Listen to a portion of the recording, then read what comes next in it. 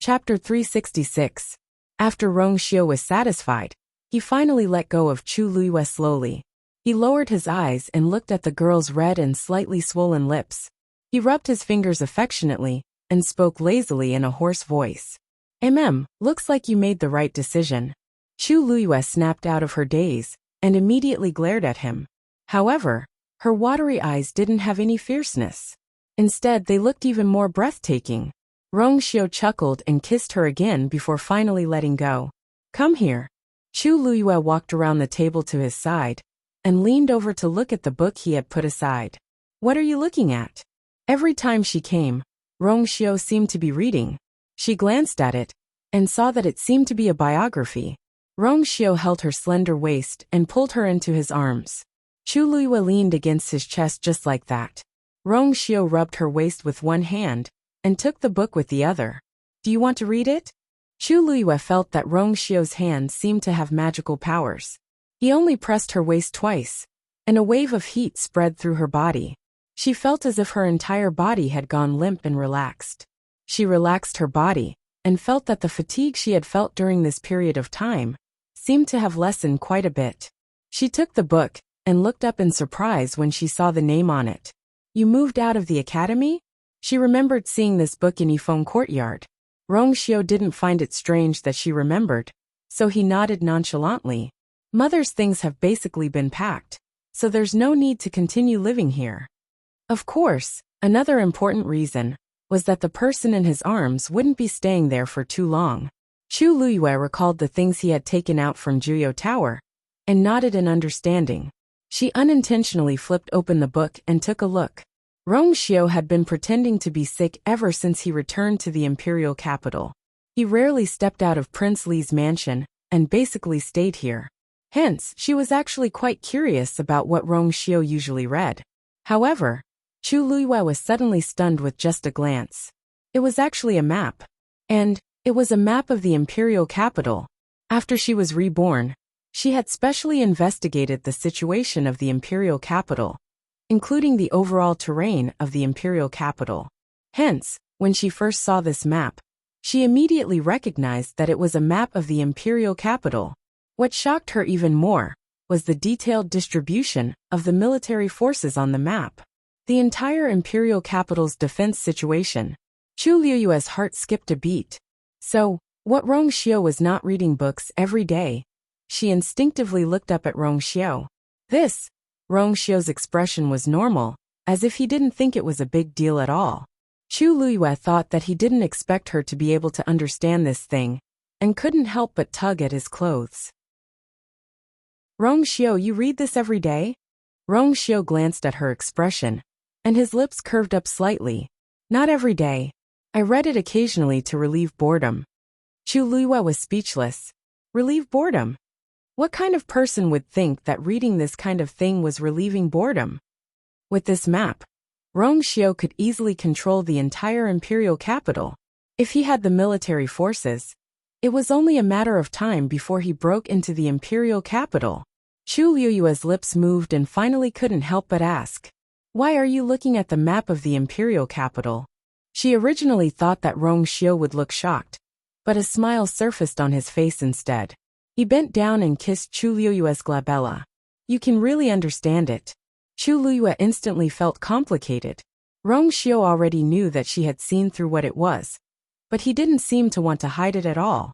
You aren't worried that I'll say this? As a prince, it wouldn't be a good thing if Emperor Jiawen found out that he had such a thing in his hands. Rongxiu raised his brows and said matter-of-factly, You're my fiancé. You are this prince's fiancé. If something happens to this prince, you won't be able to escape. Chu Luiyue was speechless. Why does this tone sound like he's saying, You're my woman when you're alive, and you're my ghost when you're dead? Rongxiu lifted his chin. You can continue reading. Chu Luiyue hesitated for a moment and flipped to the back. After looking at it for a while, she realized that they were all similar maps. Even though every map was different, they were all equally detailed. As Chu Luiyue looked at them, she became more and more shocked. These maps, they seemed to involve half of country Yaochen. Perhaps even the military might not have such a detailed map. Chu Luiyue was really shocked. Rongxiu, look at these. What exactly are you planning to do? If it weren't for the fact that Rongxiu didn't have any military power, she would have really thought that Rongxiu was planning to rebel. It's just a boring pastime.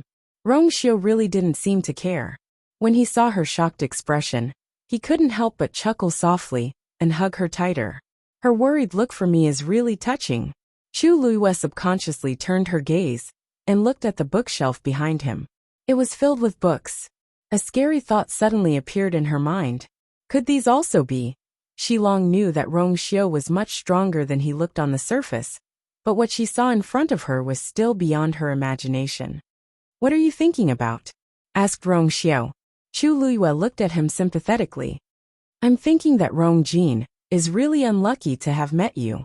Rongjin thought that his crown prince position and even the throne were already in his bag after he set the marriage agreement with Situ Xingchen. Little did he know, Rongxiu raised his brows.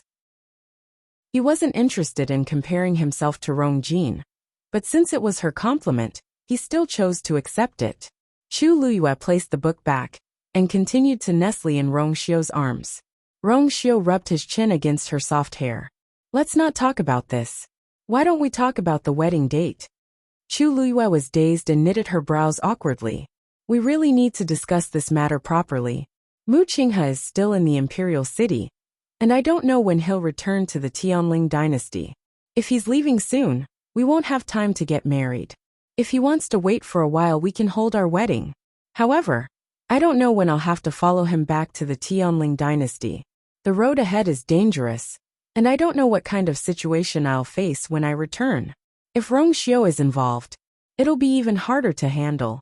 Of course, I can't bear to leave Rongxiu, but I have to go back to the Tianling dynasty. She knitted her brows and thought for a long time. Suddenly, she stood up and left Rongxiu's arms. She sat opposite him with a serious expression. Rongxiu, I have something to tell you. Rongxiu looked at her with deep eyes. I'm all ears. The next day, Rongjin and Situ Xingchen finally returned to the imperial city. Chu Luiyue was sitting cross-legged at home. She placed her hands on her knees and absorbed the surrounding heaven and earth force. Suddenly, Eunuch Min's voice came from outside the door. Lord Chu Ning, Ms. Lu Yu, His Majesty and Her Majesty are waiting in the palace. Please come in. Digression. Yesterday, I slept at 3 o'clock again. I was about to go crazy. A better reading experience comes from the Love Network. Chapter 367. Palace. When Chu Luiyue arrived with Chu Ning, Emperor Jiawen, and the Empress were already waiting in the palace. Rongjin and Situ Xingchen were also seated below. On the other side was another person, Rongjiu. Chu Luiyue had already heard about what happened from Chu Ning, so she wasn't surprised that Rongjiu was here. Her gaze quickly swept across the few people in the palace. Emperor Jiawen was expressionless, but his eyes were dark. Compared to the last time she saw her, the Empress looked much more haggard, as if she had aged by 10 years. It was obvious that the recent events had tortured her quite a bit. When Rongjin saw Chu Luiyue, a complicated expression flashed across his face. He was holding a hairpin in his hand. Chu Luiyue guessed that it was the one that they said they found Rongjin in their backyard. Situ Xingchen and Rongjiu looked calm, and one couldn't tell what was going on. Chu Ning and Chu Luiyue bowed one by one. Emperor Jiawen told the two of them to sit down. Okay, since everyone is here, let's start. Emperor Jiawen had already lost his patience, so he went straight to the point as he looked at Situ Xingchen. He looked at Situ Xingchen and asked, Xingchen, you previously said that you saw Lu Yu and Zhen Zhen together. Is that true? Situ Xingchen stood up and bowed. Your Majesty, I don't dare to lie, and everything I said is true. As Juyo Tower caught fire that day, I remember it very clearly. After Juyo Tower collapsed, I quickly went back to pack my luggage, because Taiyin Academy was leaving the next day. I didn't expect to coincidentally see Rongjin and Chu Luiyue on the way. Emperor Jiawen asked, was there anyone else then? There was an elder in a long black robe, but I didn't see his face. Then did you hear what they said? I was quite a distance away, so I didn't hear them. However, I saw that the two of them were very close, so I thought that they were very close. I didn't expect. Emperor Jiawen's face turned even colder. The elder in a long black robe who followed them was definitely Simeng. If Situ Xingqian was lying, how did she know about Simeng's existence? Actually, when I saw this scene that day, I felt a little strange. Situ Xingqian looked up at Emperor Jiawen and hesitantly said, "That's because His Majesty had just married Prince Li and Chu Luyue that day. So when I saw her with Rong Zhen, I was confused for a long time." Everyone understood. The timing was too special. No matter how close Chu Luyue and Rong Zhen were, they shouldn't have been together on the day of Rong Zhen's marriage. Moreover, who didn't know that there was a conflict between the two of them? It was really suspicious that they were together. Emperor Jiawen asked again. "And then, did you see where they went?" Situ Xingqian shook her head. "At that time, I only took a glance from afar. Because I was in a hurry to go back, I left. I don't know where they're going." Emperor Jiawen nodded. "Sit down." Then, he turned to look at Chu Luyue. "Luyu, you heard what I said just now. What do you have to say?" Chu Luyue lightly knocked on the chair's armrest with one hand and looked at Situ Xingqian in deep thought. What she said just now was actually very vague, but Simeng's existence gave her words a lot more credibility. After all, even Emperor Jiawen didn't know about Simeng's existence previously. Since Situ Xingqian could say this, it was naturally easy for people to believe her. This also meant that Situ Xingqian had long known about Simeng's existence. Perhaps she even knew what happened that day. But for some reason, she couldn't say it completely and could only choose a middle ground. After all, even if that was the case, she could still push Rong Zhen's matter to her. Chu Luyue lightly said, "I didn't see Rong Zhen at all. That day, I didn't see Rong Zhen. That day, Prince Li sent someone to send me and my father home. After that, the people of the Chu family sent an invitation, and my father went there. I stayed at home the whole time and didn't come out. The Chu family can testify to this." Quite a few people knew that Chu Ning went to the Chu residence, and it was privately discussed for a long time. Everyone knew that the Chu family regretted chasing Chu Ning and his daughter out, and was thinking of ways to persuade them to go back. Chu Ning said, "That's right. That's right. That day, you wanted to go back with me, but I stopped her, so she stayed at home." Even if that's the case, who can prove that she didn't go out when you left, Lord Chu Ning? Rong Jin retorted. "Besides, the two of you are father and daughter, so I'm afraid your testimony can't be completely true." Chu Ning knitted his brows slightly. If the other party kept saying this, they couldn't refute him. This was because he and Yuer really couldn't prove that Yuer was at home during this period of time. Chu Luyue suddenly said, "That mysterious hairstyle was discovered by the Chu family. I heard that the hairpin appeared out of nowhere. Even Her Majesty the Empress couldn't tell where it came from. Then, how can everyone know that the rest of your words are true?" The Empress was furious. Chu Luyue really touched a sore spot. His Majesty was already very unhappy with her because of this hairpin yesterday. Now that she brought it up again, isn't she trying to make His Majesty look bad? Rong Jin knitted his brows and hid the hairpin in his hands. He originally thought that this hairpin was solid evidence, but it was hard to say what exactly was going on from his mother's reaction. Both parties insisted on their own words, and the situation was at a standstill. Rongjio suddenly said, "Actually, the key to this matter is to find Rong Zhen's whereabouts. Her Majesty, Rong Zhen's pearl of essence has shattered. Based on her own abilities, she definitely can't leave the palace silently. This also means that she must have left with Simeng's help. Even though Simeng is already dead, didn't he leave behind any clues?" The Empress was even more frustrated. She knew that every time she mentioned Simeng, it would make His Majesty even more unhappy and disgusted. But now, if she wanted to push all the blame to Chu Luyue, Simeng was a very important person. She rubbed her temples and said, "No, Simeng died suddenly. Simeng died very suddenly." Speaking of this, she suddenly paused and looked at Chu Luyue suspiciously. "Oh right. Speaking of which, Simeng is a stage 5 warrior, and normal people aren't his match. The person who can kill him so quickly must be very strong. There aren't many people with such standards in the entire imperial city." Chu Luyue raised his brows and smiled as he asked, "Why?" Does Her Majesty suspect that I killed him? Aren't you thinking too highly of a rank 2 warrior like me? Love Network provided a better reading experience. Chapter 368. The Empress smiled coldly.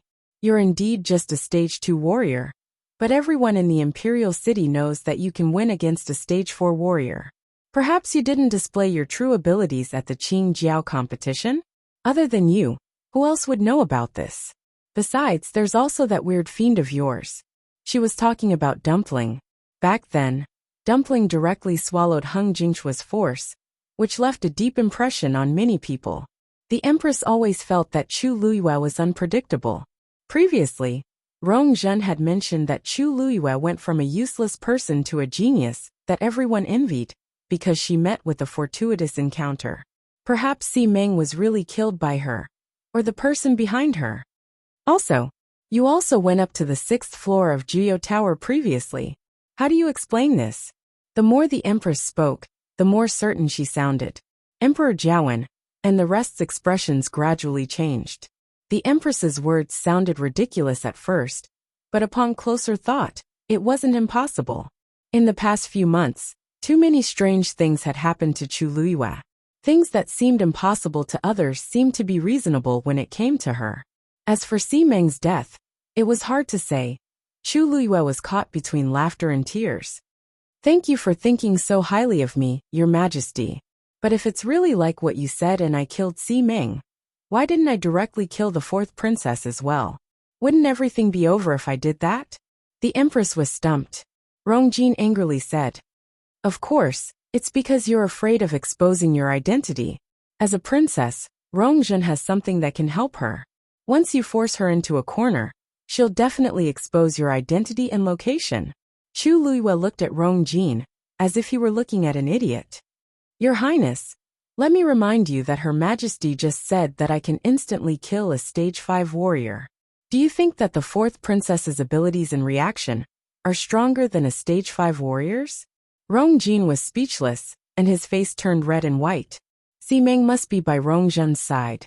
If Chu Luiyue could kill Si Meng, it would be even easier to kill Rongjin. She could definitely solve everything before Rongjin sent out a distress signal. The Empress's face turned even uglier. She was the only one who knew that the item Rongjin was asking for help wasn't with her, but with Si Meng. Ever since her pearl of essence shattered, Si Meng had always been by her side, never leaving her side. For the sake of safety, they had already made preparations for this. However, saying these things now would prove that the person who killed Si Meng was more powerful than expected. Instead, it would make His Majesty even more disgusted. Rongjin looked at Situ Xingqian at the side awkwardly and softly said, Don't worry. Xingqian, what do we do now? Situ Xingqian sneered in her heart, and her hatred for Rongjin increased. Rongjin was even more brainless than she expected. She had no idea how he had managed to sit on the crown prince's position for so long. Situ Xingqian looked down, and her eyelashes fluttered as she innocently and sincerely said, Your Highness, I only saw what happened. Your Highness, Xingqian only saw that much that day. I've already said what I can, but there's more that I'm powerless to do. Rongjin was a little anxious. According to what you said, Rongjin must have been hidden by Chu Luiyue, but she doesn't admit it now. Your Highness, I didn't say that. It's just that you said that the 4th princess met with trouble, so I unintentionally told you about this. Is it because that elder's identity is a little troublesome? Situ Xingqian discreetly removed herself from this matter. However, Rongjin didn't realize this at all. On the contrary, Situ Xingqian's words reminded him of something. Chu Luiyue, you've said so much, but you still haven't proven your innocence. On the other hand, Xingqian has never been to country Yaochen before, so she doesn't know about Si Meng's existence. If she's lying, how did she know about Si Meng? Besides, she has no feud with anyone involved in this matter, so why would she frame you? On the other hand, Rongjin offended you before, so you probably want to use this chance to take revenge, right? Chu Luiyue's gaze landed on Situ Xingqian, and he smiled meaningfully. Your Highness, you're right, but I really don't understand. Eldest Princess Situ and I have never interacted before, And we don't have any feud. I really don't know why eldest Princess Situ would frame me like this. Situ Xingqian looked at Chu Luiyue calmly, and her expression was as gentle and generous as usual. Miss Chu, I didn't frame you. From the start to the end, I just said what I saw and heard. Chu Luiyue's eyes turned, and her gaze landed on Situ Xingqian's sleeves. When she saw Situ Xingqian again at Tai Yin Academy, she realized that Situ Xingqian had changed her clothes, and the cloud pattern on her sleeves was gone. When she looked at it again today, it was still the same. Chu Luiyue didn't believe that Situ Xingqian didn't know that Rong Xiu had burned most of his clothes that day. If she didn't feel that she was greatly humiliated, she wouldn't be like this. It was obvious that eldest Princess Situ had shifted her anger onto Lin Mingya. The Empress took the chance to say, Your Majesty, Xingqian's words are indeed more trustworthy. On the other hand, Chu Luiyue still doesn't have any evidence to prove where she was that day. From what I see, we won't be able to get anything out of her if this continues. Why don't we lock her up and order someone to interrogate her carefully? We might be able to come up with a different conclusion. The palace fell into a temporary silence. The Empress clearly meant that she wanted to torture Chu Luiyue. Chu Ning stood up first. Absolutely not. I definitely can't watch you, or be locked up without doing anything. What kind of place is the dungeon? How can you or go to such a place? Besides, nobody knows if the Empress's men are inside. Once Yu goes in, I don't know what she will have to endure. Vice Admiral Mu is still in the Imperial City, and he will bring you to the Tianling dynasty at any time. If we lock you up now, may I ask your Majesty, how are you going to explain this to Vice Admiral Mu? Bringing up Mu Qinghe indeed made the Empress a lot more fearful. Then, what do you think we should do? Are we just going to let it pass like this? At this point Rong Jiu, who had been sitting at the side and keeping quiet, suddenly spoke. Actually, it's very simple. As long as we find Rong Zhen, the truth will naturally be revealed. The Empress sneered. You make it sound so simple. We still have to ask Chu Luiyue if he's willing to hand Jin over. Rong Jiu's expression became strange as he stood up and bowed to Emperor Jiawen solemnly. I'm guilty. Father, please punish me. Emperor Jiawen knitted his brows tightly. Rongjiu, what are you doing? Rongjiu said word by word. I saw the fourth princess a few days ago. Mobile users, please browse the internet for a better reading experience.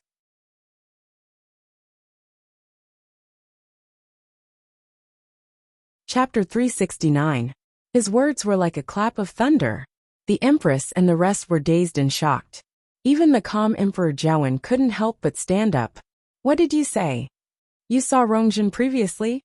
When and where is it? Rongjiu paused and said, You should ask her this question. Perhaps it's more appropriate for you to ask Her Majesty. The moment these words were spoken, everyone present was stunned. The Empress was confused. Rongjiu, what do you mean? Rongjiu slowly said, I know what she means. I believe the Empress is well aware of what I mean. You clearly know where Rongzhen is. So why do you have to pretend that you don't and even create such a big show? The Empress was almost confused by Rongjiu's words. Her exquisite brows knitted together as she stared at Rongjiu. She finally realized that Rongjiu was here to go against her this time. Her voice instantly turned cold, and it had the usual sternness of the harem. Rongjiu, do you know what you're saying? Ever since Rongzhen went missing, I've been worried day and night. Even now I'm still worried about her. You have no evidence, so how can you say such things? As she spoke, she turned to look at Emperor Jiawen, and her eyes were filled with anger and sadness. Your Majesty is wise. I really don't know where Rongzhen is now. I also don't know where the third prince's words came from. Emperor Jiawen stared at Rongjiu coldly. What do you mean by what you said just now? Rongjiu's gaze swept across the Empress as he lightly said, What do you mean? From the start to the end, this is a lie that the Empress directed and acted out herself. She hid Rongzhen and wanted to take the chance to slander Lord Chu Ning and his daughter. Rongjiu's low and powerful voice reverberated in the palace, and it was clear and audible. Chu Liuyue's heart tingled, and he couldn't help but look at Rongjiu. He never expected Rongjiu to say such things. How dare you? After the shock, The Empress finally recovered her senses. She had nowhere to vent her anger, so she couldn't help but curse. What nonsense are you spouting? Rongjio, where do you think this place is? Who do you think this consort is? How dare you make such irresponsible remarks? As she spoke, she quickly rushed toward Rongjio and raised her hand to harshly slap him. This consort must teach you a lesson today. Empress! Emperor Jiawen coldly scolded, and immediately nailed the Empress to the ground. She suddenly recovered her senses and frantically turned around to see Emperor Jiawen glaring at her with anger. As the Empress, what are you doing? The Empress suddenly came back to her senses. She had indeed lost her bearing as an Empress. Emperor Jiawen was extremely disappointed in the Empress. Rongjio only said a few sentences, and the Empress was agitated to this extent. She screamed and insulted him without any grace. She even wanted to hit him in front of him. What was the difference between her and those shrews on the streets? She had completely disgraced the royal family. Sensing Emperor Jiawen's anger, the Empress was afraid and aggrieved. Your Majesty, I know my mistake. But Qinxia didn't do it on purpose. Did you hear what Rongjio said just now? Even though I'm not his birth mother, I'm still considered his mother. Yet he slandered me like this. As the Empress spoke, 2 rows of tears fell from her eyes. She clutched her handkerchief tightly with one hand and covered her chest, as if she were in extreme pain. When Rongjio heard the words birth mother, murderous intent flashed across his eyes. It was fine if she didn't mention this, but now that she did, that *tch, the Empress, actually has the cheek to say such things. He lifted his clothes and knelt on the floor with a bang. What I've said is the truth. If there's even half a lie in what I said, may I be struck by lightning. This was a vicious oath. Once this was said, even the Empress, who was busy crying, couldn't help but pause for a moment. Chu Luiyue squinted his eyes and looked at Chu Ning questioningly. Chu Ning slightly shook his head, indicating that he didn't know what was going on. Chu Luiyue retracted his gaze and sized up Rongjio again. How strange. Rongjio has never interacted with us, so why does he keep speaking up for us this time? He's even willing to put his life on the line. As a prince, his words carry a lot of weight. As expected, Emperor Jiawen's expression changed. If Rongjio dares to make such a vicious oath, then what he said is very likely true. Empress, what exactly is going on? Emperor Jiawen had already lost his patience as he angrily asked. The Empress shivered, and her tears flowed even more profusely. I really don't know. Since Her Majesty doesn't want to admit it, then I'll remind you. Do you still remember Heptagon Alley? Asked Rongjio lightly. The Empress suddenly paused and looked at Rongjio in shock. How does he know that place? Emperor Jiawen boomed. If I didn't remember wrongly, Heptagon Alley used to be a very lively place in the imperial city. However, after a murder happened, it was gradually abandoned. Father, you're wise. The current Heptagon Alley can be said to be deserted and very quiet. But for some reason, that place is highly favored by Her Majesty. After I returned to the imperial city, I didn't have much to do, so I occasionally strolled around the imperial city. Unintentionally, I saw Her Majesty at Heptagon Alley twice. The Empress's heart suddenly sank. Emperor Jiawen glanced at the Empress. Continue. The first time was 1.5 months ago. At that time, I saw Her Majesty from afar, and I thought I saw wrongly. After all, Heptagon Alley was very deserted, and not many people would go there normally. But because I was curious, I waited nearby for a while. After an hour, Her Majesty left. I followed closely behind, and wanted to see what exactly was going on. However, I shockingly discovered that there was an extremely strong barrier in Heptagon Alley. The Empress's face was already ghastly pale. Rongjin suddenly thought of something, and his eyes shrunk. As I was worried that I would be discovered, I left. After a month, which was more than 10 days ago, I was curious and couldn't hold it in. So I went to Heptagon Alley again. I didn't expect to coincidentally see Her Majesty walk out there. Upon hearing this, Chu Luiyue also looked at the Empress, and saw her anxious expression, as if she had lost her mind. I met her twice in a row, so I couldn't help but be suspicious. However, I didn't have a clue, so I didn't say anything. Coincidentally, I met Rong Zhen on the streets the day before, and I realized that the last place she went to was Heptagon Alley. Mobile users, please browse and read. A better reading experience comes from Love Network.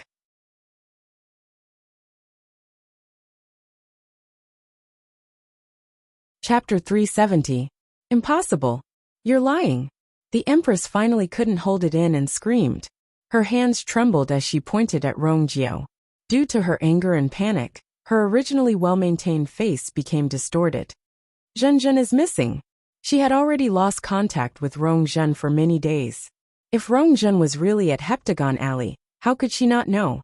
Previously, she had already asked the Xi family to secretly search the entire imperial city, but there was no news. After the matter was exposed, Emperor Jiawen also sent people to search everywhere, but there were still no clues. She almost suspected that Rong Zhen had been brought out of the imperial city. Yet, Rong Jiao suddenly jumped out and said that Rong Zhen was at Heptagon Alley. Rong Jiao looked at the Empress's finger that was almost poking his face and saw the beautiful and sharp armor on it. His lips twitched without much of a smile. Her Majesty, why are you so agitated? Whether it's true or not, we just need to send people to search, and the truth will be revealed. Anyway, Heptagon Alley is in the imperial city. It won't waste too much time to send people to search. No. The Empress almost instinctively objected. But once she said that, she suddenly realized that something was amiss. Behind her, Emperor Jiawen's voice was cold.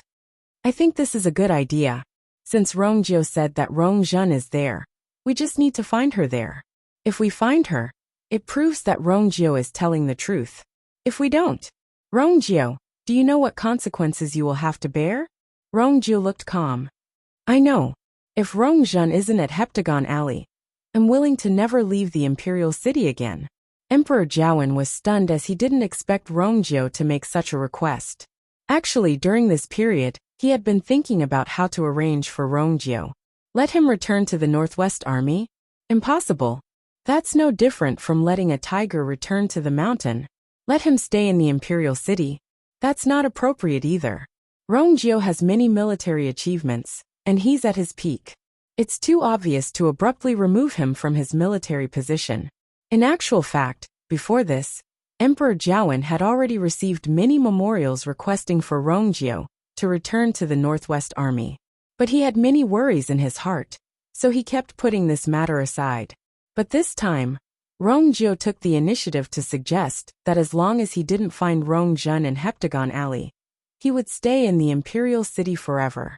On the one hand, Emperor Jiawen wanted to find Rong Zhen. On the other hand, he wanted to use this chance to make Rong Jiao stay. No matter how he looked at it, it was beneficial to him. Therefore, he agreed to this suggestion without any hesitation. We will go there personally. Get ready, eunuch Min.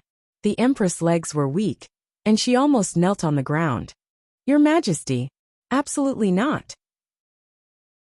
Anyone could tell how guilty the Empress was, and Emperor Jiawen was no exception. The more this was the case, the more he wanted to go. Empress, I'm just going to find Rong Zhen. What are your intentions for obstructing me in every possible way? Do you not want me to find Rong Zhen, or is there another reason? Emperor Jiawen's voice wasn't loud, but his aura was imposing. Every word was like a sharp knife that harshly stabbed into the Empress's heart. She wanted to stop Emperor Jiawen from going, but in this situation, she would seem very guilty no matter what she said. Rong Jin finally recovered his senses and went forward to support the Empress. Imperial Mother, why do you have to do this? Wasn't it just an alley? If Imperial Father wants to go, why must you stop him? There was no benefit in going against Imperial Father like this. The Empress glanced at Rong Jin weakly, and her tears fell again. What does he know? Chu Lue suddenly stood up and said in a soft voice, Your Majesty, we'll go with you. You can get a better reading experience from the Love Network. Chapter 371. Situ Xingchen felt that Chu Luyue's words were ear-piercing. The look in her eyes changed, and the corners of her mouth curled up, but she quickly pulled it down. When Rong Jin saw the bright smile on Chu Luyue's face, he felt conflicted. Getting engaged with Situ Xingchen was his best choice now. When everything went smoothly, he secretly rejoiced. With Situ Xingchen around, everything would be much easier after that. He originally thought that he didn't care much about Chu Luyue. After all, Situ Xingchen didn't lose to Chu Luyue in any aspect. However, he only realized that this wasn't the case at this point. As for the Empress, she couldn't hear what Chu Luyue was saying. She looked pitiful, and her eyes were lifeless as she looked at Emperor Jiawen's cold and decisive back view. She felt hopeless. If it weren't for Rong Jin and Situ Xingchen supporting her, she would have long collapsed on the floor. Chu Luyue looked at the Empress in deep thought before he turned around and followed Chu Ning. When they reached the palace entrance, eunuch men had already arranged for a normal horse carriage to wait for them.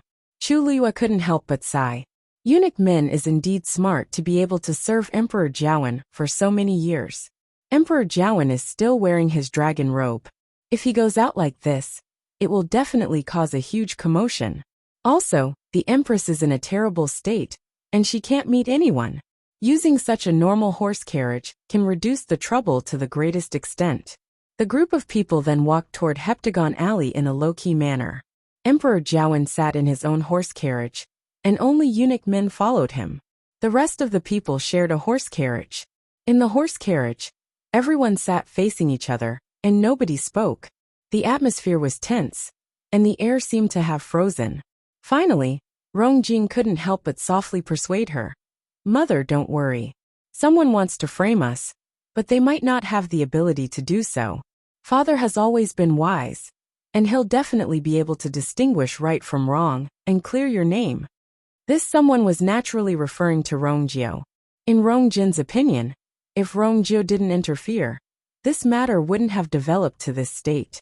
Thinking of this, he couldn't help but look at Rong Jiu, who was sitting opposite him, and hatred flashed across his eyes. Previously, because of Rong Jiu, he was grounded by his father, and had many of his rights taken away. This time, it was because of him. However, Rong Jiu leaned against the wall with his eyes closed. His expression was calm, as if he didn't care about all of this. "Rong Jiu, we have no feud with you. Aren't you afraid of retribution for framing us?" Rong Jin finally couldn't hold it in, and questioned her softly. Rong Jiu opened his eyes and looked at him expressionlessly. "Imperial brother, why do you say that? I just wanted to help father find Rong Jin. What I said in the main hall was the truth. What do you mean by framing?" Rong Jin almost exploded in anger when he saw that Rong Jin still refused to admit it. If it weren't for the fact that they were in a horse carriage, and that there were many people around, he would have long gone forward and harshly beaten Rong Jiu up. Chu Luyue sat at the side and started chatting with Chu Ning. "Father, actually, the trip to Taiyan Academy this time was quite interesting." Chu Ning was originally a little worried, but he felt much more at ease when he saw that his daughter was very calm. Hearing her talk about Taiyan Academy, he couldn't help but be curious. "Oh, really? I heard that their library is very big. What did you read?" Chu Luyue smiled and said, "Actually, I didn't read much. Actually, I didn't look at many, but I did find some that I liked." At the side, Situ Xingchen's eyelids harshly twitched. "Didn't read much?" Chu Luyue really has the cheek to say this. I clearly remember that not long after Chu Luyue went in, the records outside were already stacked up. The more hateful thing was that, according to Mentor, she even found an Earth Stage warrior technique. Even though Situ Xingchen had always been studying celestial physician, and wasn't very interested in warrior techniques, she still felt very disgusted when she saw that Chu Luyue had obtained such a treasure. Every word of hers sounded like she was purposely showing off. Situ Xingchen couldn't maintain the smile on her face, as she looked down and pretended to be quiet. The Empress gradually regained her senses. When she saw Chu Luyue and Chu Ningjing chatting happily, her heart burned with anger.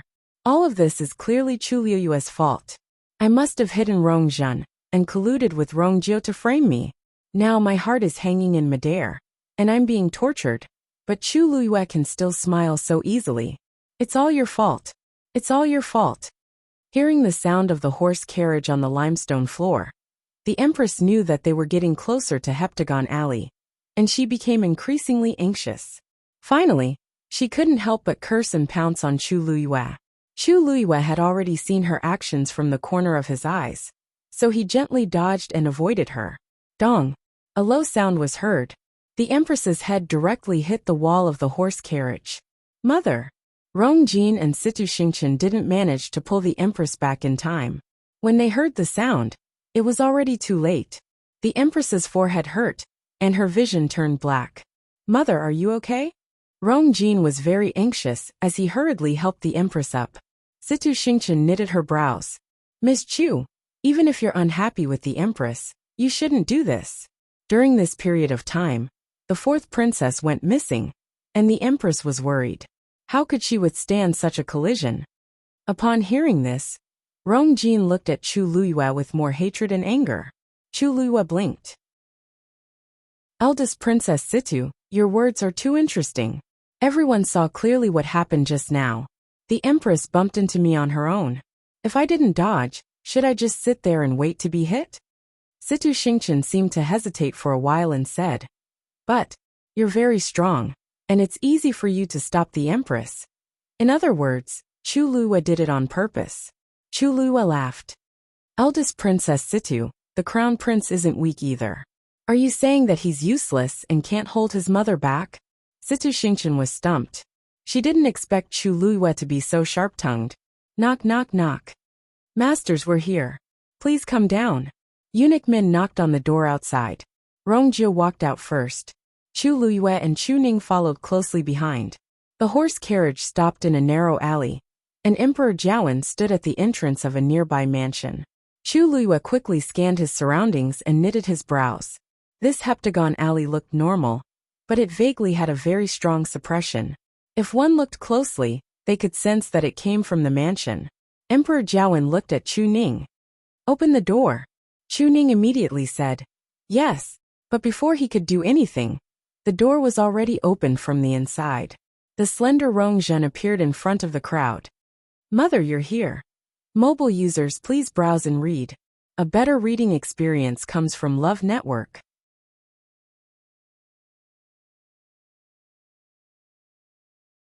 Chapter 372. Upon seeing that the person in front of her was actually Emperor Jiawen, Rong Zhen stopped talking, and panic flashed across her eyes. Father!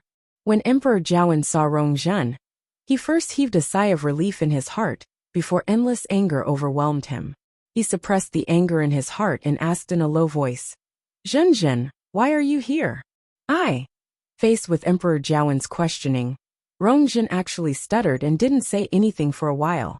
Chu Luyue squinted his eyes and turned to look at Rong Jin and Situ Xingqian, who had just helped the Empress down the carriage. Her Majesty, Crown Prince, isn't the fourth princess here perfectly fine? Rong Jin looked up and saw Rong Zhen standing at the door. His words were stuck in his throat, and his face turned green and white. At the side, Situ Xingqian's expression also changed. Why is Rong Zhen here? Didn't Elder Lian Ning say that he personally saw Chu Luyue being brought to the forest outside the imperial city by Simeng? Since Simeng died in Chu Luyue's hands, Rong Zhen should have been hidden by her too. What's the situation now? Rong Jin instinctively looked at the Empress. Mother, this? Impossible.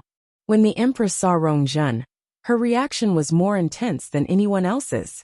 She actually broke free from Rong Jin and staggered toward Rong Zhen. Impossible.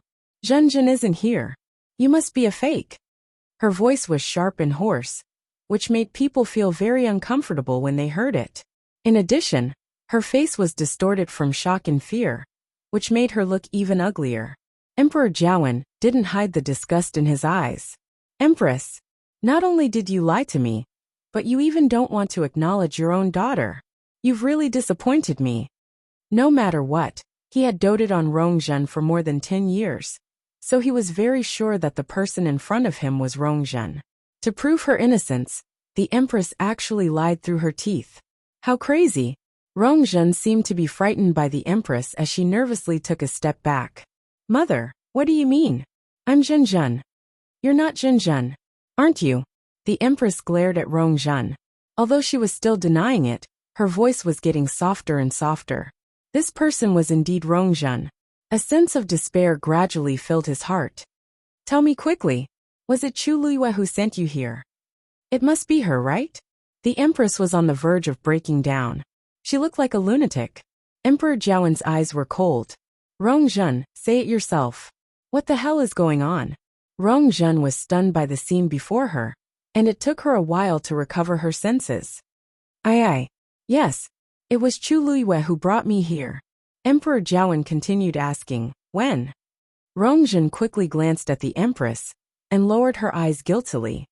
Before Chu Luiyue went to Taiyin Academy. Fourth princess, you must be joking. How come I didn't know about this? Besides, if I really wanted to imprison you, why would I choose to imprison you here of all places? Chu Luiyue scanned his surroundings. To be honest, this is my first time here. On the other hand, Her Majesty, I heard from the third prince that you come here quite frequently. What's wrong with me that I have to hide the fourth princess here? Rongzhen instantly panicked. It's you. It's you. You have a grudge against me, so. It should be the fourth princess who has a grudge against me, right? After all, to be honest, I've never been taken advantage of by you before, so why would I have a grudge against you? Chu Luiyue spoke nonchalantly. Even though his words were unpleasant, everyone present knew that it was the truth. Rongzhen previously made things difficult for Chu Luiyue at the palace banquet, but she ended up in an embarrassing state. Later on, her pearl of essence broke, and she became a good-for-nothing. However, Chu Luiyue transformed into a genius that everyone envied. He was even picked by Mu Qinghe, and had the chance to go to the Tianling dynasty. If we're talking about jealousy, Rongzhen should be the one who can't stand Chu Luiyue. Rongzhen was even more embarrassed. Rongjie lightly said, Father, now you can believe that I'm telling the truth, right? Emperor Jiawen's face was terrifyingly dark. Rongzhen, move aside. I want to see what secrets there are inside. If the Empress secretly comes here often, she can definitely find out something. Rongzhen bit her lips and hesitated for a while, but she refused to move. Father, there's nothing inside. You shouldn't come in. I said move aside, hollered Emperor Jiawen. Rongzhen was so frightened that she shuddered, and her face turned pale. Eunuch Min tried his best to persuade her. Fourth princess, please let me pass. Do you really think that you can stop His Majesty with just you? Things have already reached this stage, yet Rongzhen is still like this. Isn't she just making things difficult for herself? Rongzhen's eyes reddened as she looked at the Empress timidly. Emperor Jiawen sneered. Why are you looking at her? Are my words not as important as the Empress's? Rongjin immediately went forward and anxiously said, Father, please don't misunderstand. Rongzhen didn't mean it that way. Emperor Jiawen couldn't be bothered with him, as he looked at the Empress deeply. Empress, now that things have reached this stage, are you going to follow me in or continue acting dumb here? The Empress whimpered, and her tears kept falling, looking very pitiful. However, Emperor Jiawen felt even more disgusted when he saw this. He lifted his foot and walked forward. Chu Ning immediately followed and said, This formation is special. Your Majesty, this barrier is a little special. I'm afraid it's not good to barge in. Why don't you let me break this barrier first? Emperor Jiawen stood still. Okay. Force gathered in Chu Ning's palm, and a strong suppression gradually spread out. Then he raised his hand, and a strong force suddenly flew out. Hung! The transparent barrier suffered a powerful impact, and ripples began to form. The terrifying force spread in all directions. Rongzhen, who was standing inside the barrier, was caught off guard and was affected by the force. She moved back a few steps and almost fell to the ground. She finally steadied herself and anxiously turned around, as if she was afraid of something. Just as Chu Ning was about to attack again, Rongzhen finally couldn't help but shout, Stop fighting. I'll just open the barrier. Rongzhen. When the Empress heard this, she seemed to be agitated as she immediately screamed. Rongzhen was shocked as she shrunk her shoulders. Mother, father is already here. He'll know sooner or later. As she spoke, her hand trembled as she touched the barrier. Chu Luiyue focused his gaze. There seemed to be something hidden in Rongzhen's palm. Buzz! With a buzz, the barrier suddenly opened from the middle. Emperor Jiawen walked forward first. Mother! Rongjin gasped. The crowd turned around, and saw that the Empress had suddenly fainted. Chu Luiyue clicked his tongue. Isn't it a little too late to pretend to faint now? Emperor Jiawen didn't seem to care as he walked straight in. Chu Luiyue and Chu Ning followed closely behind. When they saw the scene in the courtyard clearly, even Chu Luiyue couldn't help but gasp. Mobile users, please browse and read. A better reading experience comes from Love Network.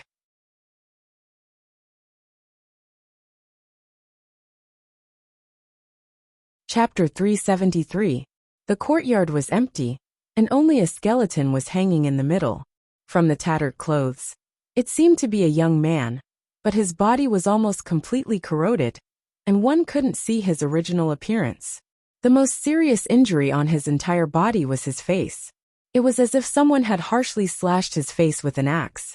His face was a mess of flesh and blood, and one couldn't even distinguish his features, let alone recognize who he was. Below the corpse was a bronze cauldron. The edges of the bronze cauldron were stained with dried blood. The pungent smell of blood spread from within. It was disgusting. However, this wasn't the scariest thing. This was because there were a few skeletons on the ground around the corpse. With one look, one could tell that they were human skeletons. Unlike the hanging corpses, only white bones were left on the ground, and they looked like they had been dead for a long time. This scene caused the hearts and minds of the people who walked in to be shaken. The place fell into dead silence, and the space seemed to have frozen. After some time, Emperor Jiawen recovered his senses and suddenly hollered, "Bring the Empress over." The Emperor was enraged. Even Rong Jin, who was previously protecting the Empress, couldn't take it as he stiffly carried the Empress over. The Empress's eyes were still tightly shut, as if she had completely fainted. Emperor Jiawen stared at the skeletons, and the veins on his forehead popped out. Beat her. If the Empress still doesn't wake up, continue to beat her. The crowd was stunned. Emperor Jiawen actually ordered people to beat the Empress? He was really mad. How could Rong Jin bear to do this? He also couldn't watch others beat up his mother. He hurriedly blocked the Empress and knelt down. Father, the truth hasn't been found yet. If you treat mother like this, you'll hurt her. Emperor Jiawen hurriedly walked forward and harshly kicked Rong Jin's shoulder. Get lost. Rong Jin didn't dare to resist and was directly kicked to the side. Emperor Jiawen raised his hand and was about to slap the Empress. Situ Xingchen stood at the side. Even though she didn't want to be involved, she had no choice. Seeing that Emperor Jiawen had already lifted the Empress up, Situ Xingchen finally spoke. Your Majesty, please reconsider. The Crown Prince was right. Nothing was clear yet. Why not wait until everything was clear before making a decision? At that time, if the Empress is really guilty, it won't be too late for you to punish her personally. Emperor Jiawen paused in his actions. At this moment, the Empress who had fainted suddenly woke up. She slowly opened her eyes, and was dazed when she saw Emperor Jiawen's face right in front of her. Your Majesty. Then, she seemed to have just realized that Emperor Jiawen was grabbing her collar, and her face was filled with shock and panic. Your Majesty, what are you doing? Emperor Jiawen sneered and directly pushed her to the ground. Don't you know what good things you've done? You'd better tell me clearly what's going on. The Empress knelt on the ground, weeping and complaining about her ignorance. I don't know. I really don't know. Emperor Jiawen looked at Rongzhen. Rongzhen, tell me. Rongzhen timidly took a step back, and her lips trembled. Your Majesty, there's something strange about this bronze cauldron. Chu Ning walked to the bronze cauldron and carefully inspected it with a solemn expression. This thing seems to be able to swallow a person's force. Upon hearing this, Chu Luiyue couldn't help but walk over. Once she got close, she felt a sinister aura seeping out from the bronze cauldron. The next moment, that aura enveloped her. It's dangerous. Upon seeing this, Chu Ning immediately wanted to pull Chu Luiyue away. However, Chu Luiyue shook her head and signaled for him to wait for a while. Then, she felt that the force in her body started to stir under the aura's envelopment. She looked at the bronze cauldron, black and red mixed together, and that aura suddenly became stronger. She knitted her brows. This aura actually wants to forcefully strip my force from my body. She backed away without hesitation.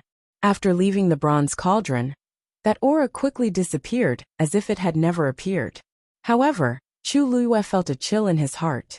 Just now, she had been greatly affected just by standing at the side, let alone the person who was hanging above the bronze vat. Furthermore, that person's body was riddled with wounds and stained with blood. It was obvious that he had suffered many wounds when he was alive. When his blood dripped onto the wounds, his origin power was naturally harvested even more cleanly. Chu Luiyue was almost certain that that person's origin power had been continuously devoured and finally died from exhaustion. No, it wasn't just that person. The bones around him should be the same. Chu Ning pulled Chu Luiyue over and heaved a sigh of relief after confirming that she was fine. This bronze cauldron is an item of great evil and great een. You must not go near it. Emperor Jiawen frowned. Chu Ning, what did you say about the bronze cauldron? Chu Ning explained once more. Therefore, this bronze cauldron must have been deliberately placed here by someone to devour the power of other cultivators. As expected. After hearing this, Emperor Jiawen didn't look shocked at all. Instead, he seemed to have confirmed something. I've once heard of something similar in the royal family's secret history. As long as one gathers enough energy, this bronze cauldron can be upgraded to a higher grade yuan instrument. Whoever becomes its owner will be able to obtain all the energy it contains and greatly increase their cultivation level. Emperor Jiawen's words made everyone's hair stand on end. Such a method could be said to be extremely vicious and cruel. And the only person who knows about this, other than me, only the Empress knows about this. Emperor Jiawen's sentence was like a bolt of lightning that struck them. Everyone looked at the Empress. Chu Luiyue suddenly understood. No wonder Emperor Jiawen's attitude toward the Empress became even worse when he came in and saw the bronze cauldron.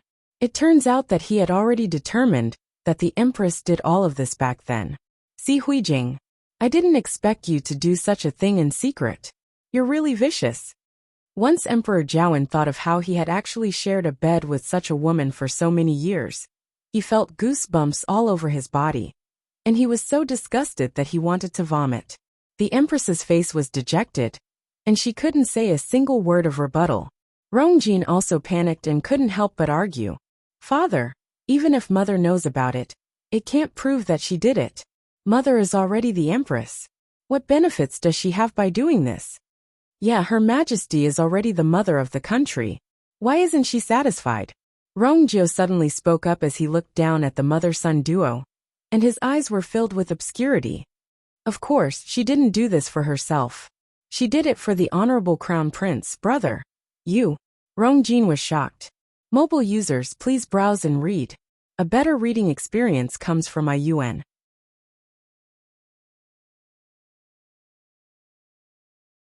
Chapter 374. Rongjio, don't spout nonsense. Rongjin instinctively wanted to retort. I'm the Crown Prince, and I'm considered one of the top cultivators. Why do I have to resort to such means? All these years, I've always relied on my own abilities to cultivate, and I've never taken any shortcuts. I've also never used such sinister means. I can swear on my life. Rongjin also swore. He was very clear that in this situation, he would be doomed if he didn't quickly extricate himself and his mother from this matter. However, his words seemed very weak in comparison to the Empress's reaction. Si Huijing, what are your intentions for doing this? Emperor Jiawen didn't listen to Rongjin at all. He had already confirmed that the Empress did all of this. The tears on the Empress's face had already dried, and only despair was left. Emperor Jiawen glanced at Rongjin and Rongjun and sneered. You don't want to say? That's good too. Rongjin and Rongjun can't escape the blame either. And Rongqi, I must have been blind back then to choose you as the Empress. I even made Rongjin the Crown Prince. Chuning, Rongjio, immediately searched the entire place. Yes. The duo didn't hesitate at all as they answered in unison. Then, they split up and started searching in different directions. Rongjun wanted to say something but didn't. It seemed like she wanted to stop them, but she just stood there anxiously in the end. Eunuch Min stood behind Emperor Jiawen, and his forehead was covered in cold sweat. As it involved the Empress and the rest, this trip was very low-key, and they didn't even bring any guards. They didn't expect such a shocking secret to be exposed.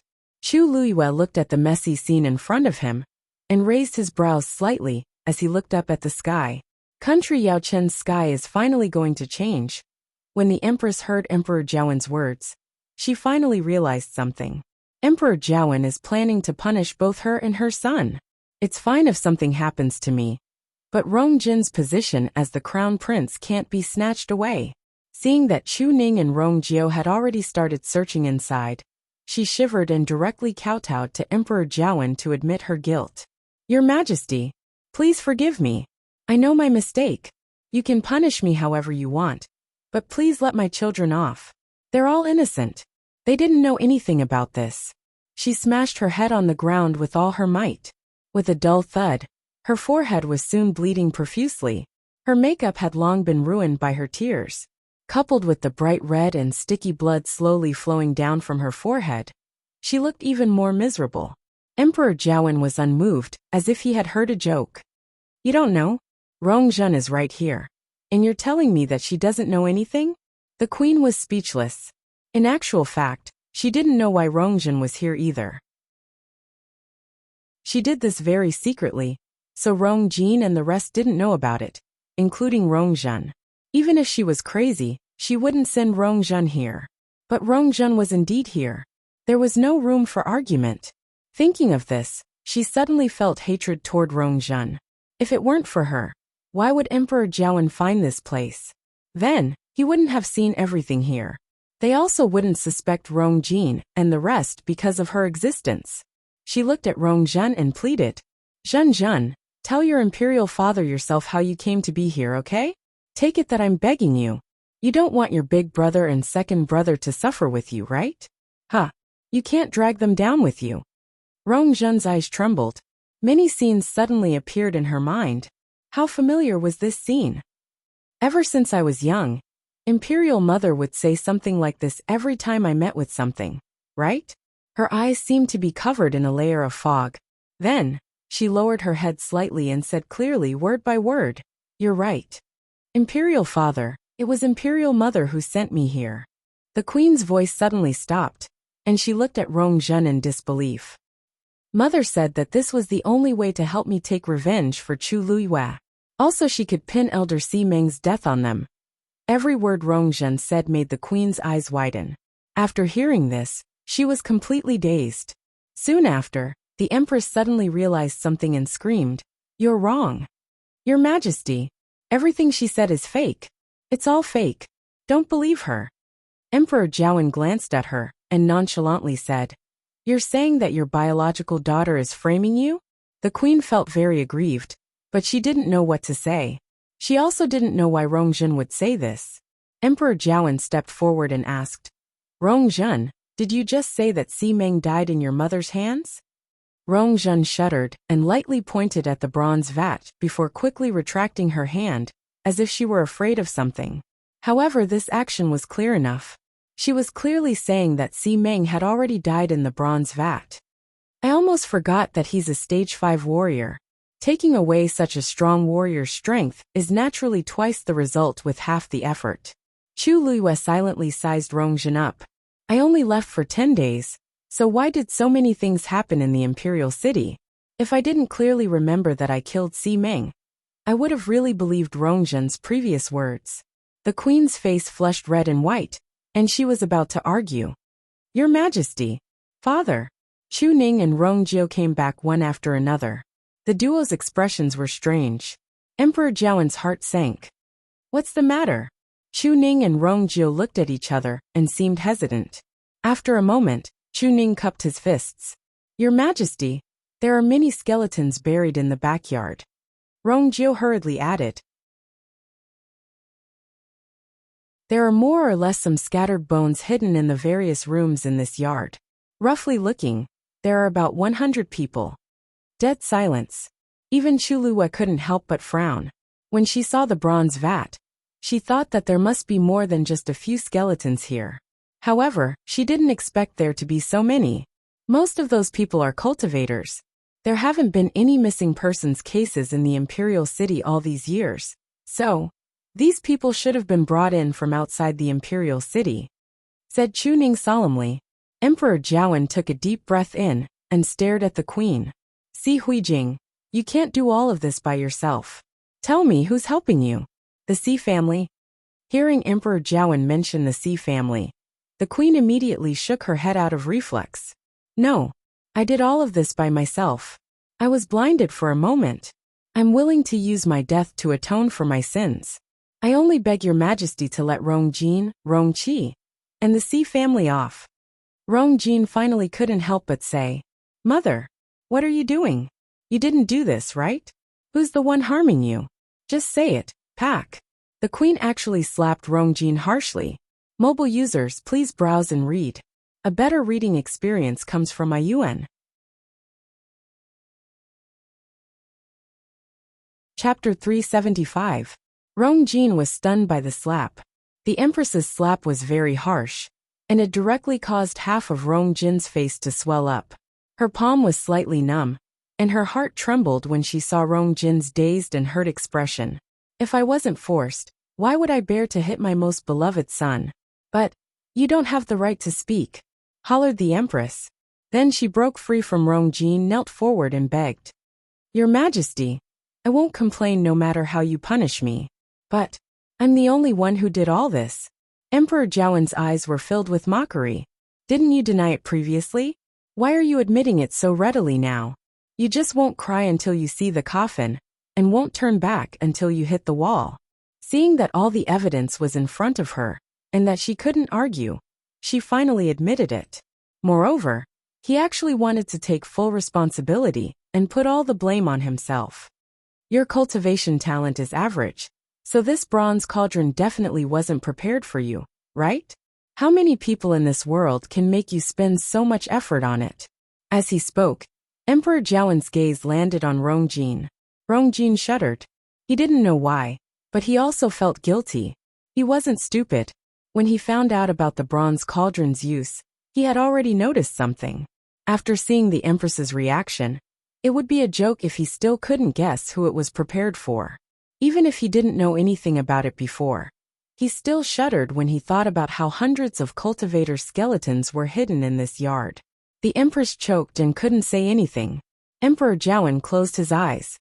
Bring the Empress and Rongjin back to the palace.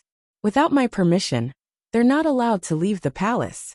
As for Rongjin, go back to Crown Prince Mansion. Right. And Rongqi, tell him to stay in King Ping's residence. When this matter is completely investigated, I'll punish them one by one. Then, Emperor Jiawen angrily waved his sleeves and turned to leave. Eunuch Min hurriedly followed him, and didn't dare to say anything. Chu Ning heaved a sigh of relief, and patted Chu Liyue's arm. Go back and have a good rest. Now this matter had completely nothing to do with him and his daughter. However, as the commander-in-chief of the Imperial Guards, he still had to follow His Majesty to continue investigating. Chu Liyue gently nodded. Father, don't worry. Can take good care of herself. Only then was Chu Ning at ease. He turned around and walked to Rongjin. Fourth princess, please. Rongjin looked at the Empress hesitantly. Mother, scram. This consort doesn't have a daughter like you. The Empress suddenly cursed. Rongjin's already pale face turned even paler. Her lips moved, but in the end, she said nothing and turned to leave. When she passed by Chu Liyue, her head was still lowered, as if she did not notice Chu Liyue's existence. Fourth princess. Chu Liyue suddenly called out to her. Rongjin then stopped abruptly and looked up at her. Upon seeing Chu Liyue, Rongjin instinctively knitted her brows and revealed a look of disgust. However, just as she was about to speak, fear flashed across her heart for some reason.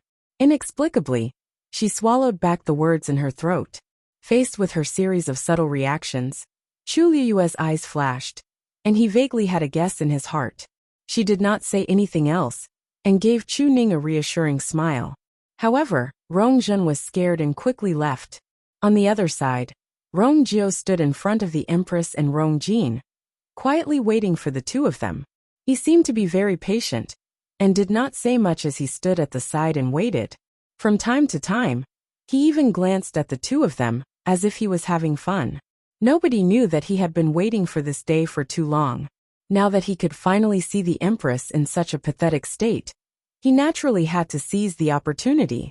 Rongjin noticed his gaze, and it was as if the fire in his heart had been ignited. Rongjiao, you did it on purpose, didn't you?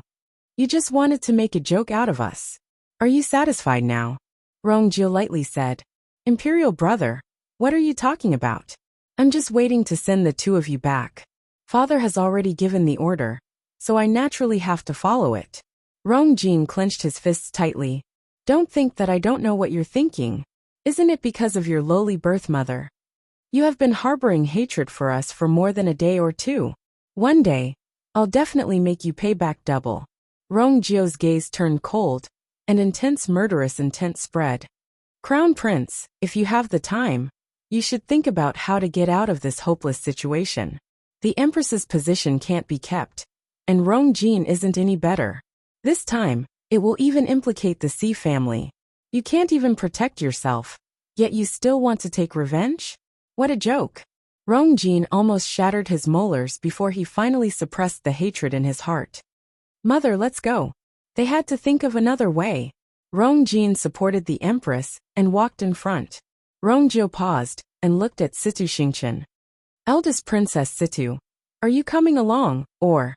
Situ Xingqian's face was like a frozen mask, and it was awkward and terrible. She didn't expect things to develop to such a stage. Wasn't everything fine before?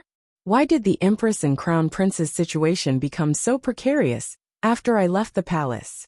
What should I do? I won't follow you, Situ Xingqian said with difficulty.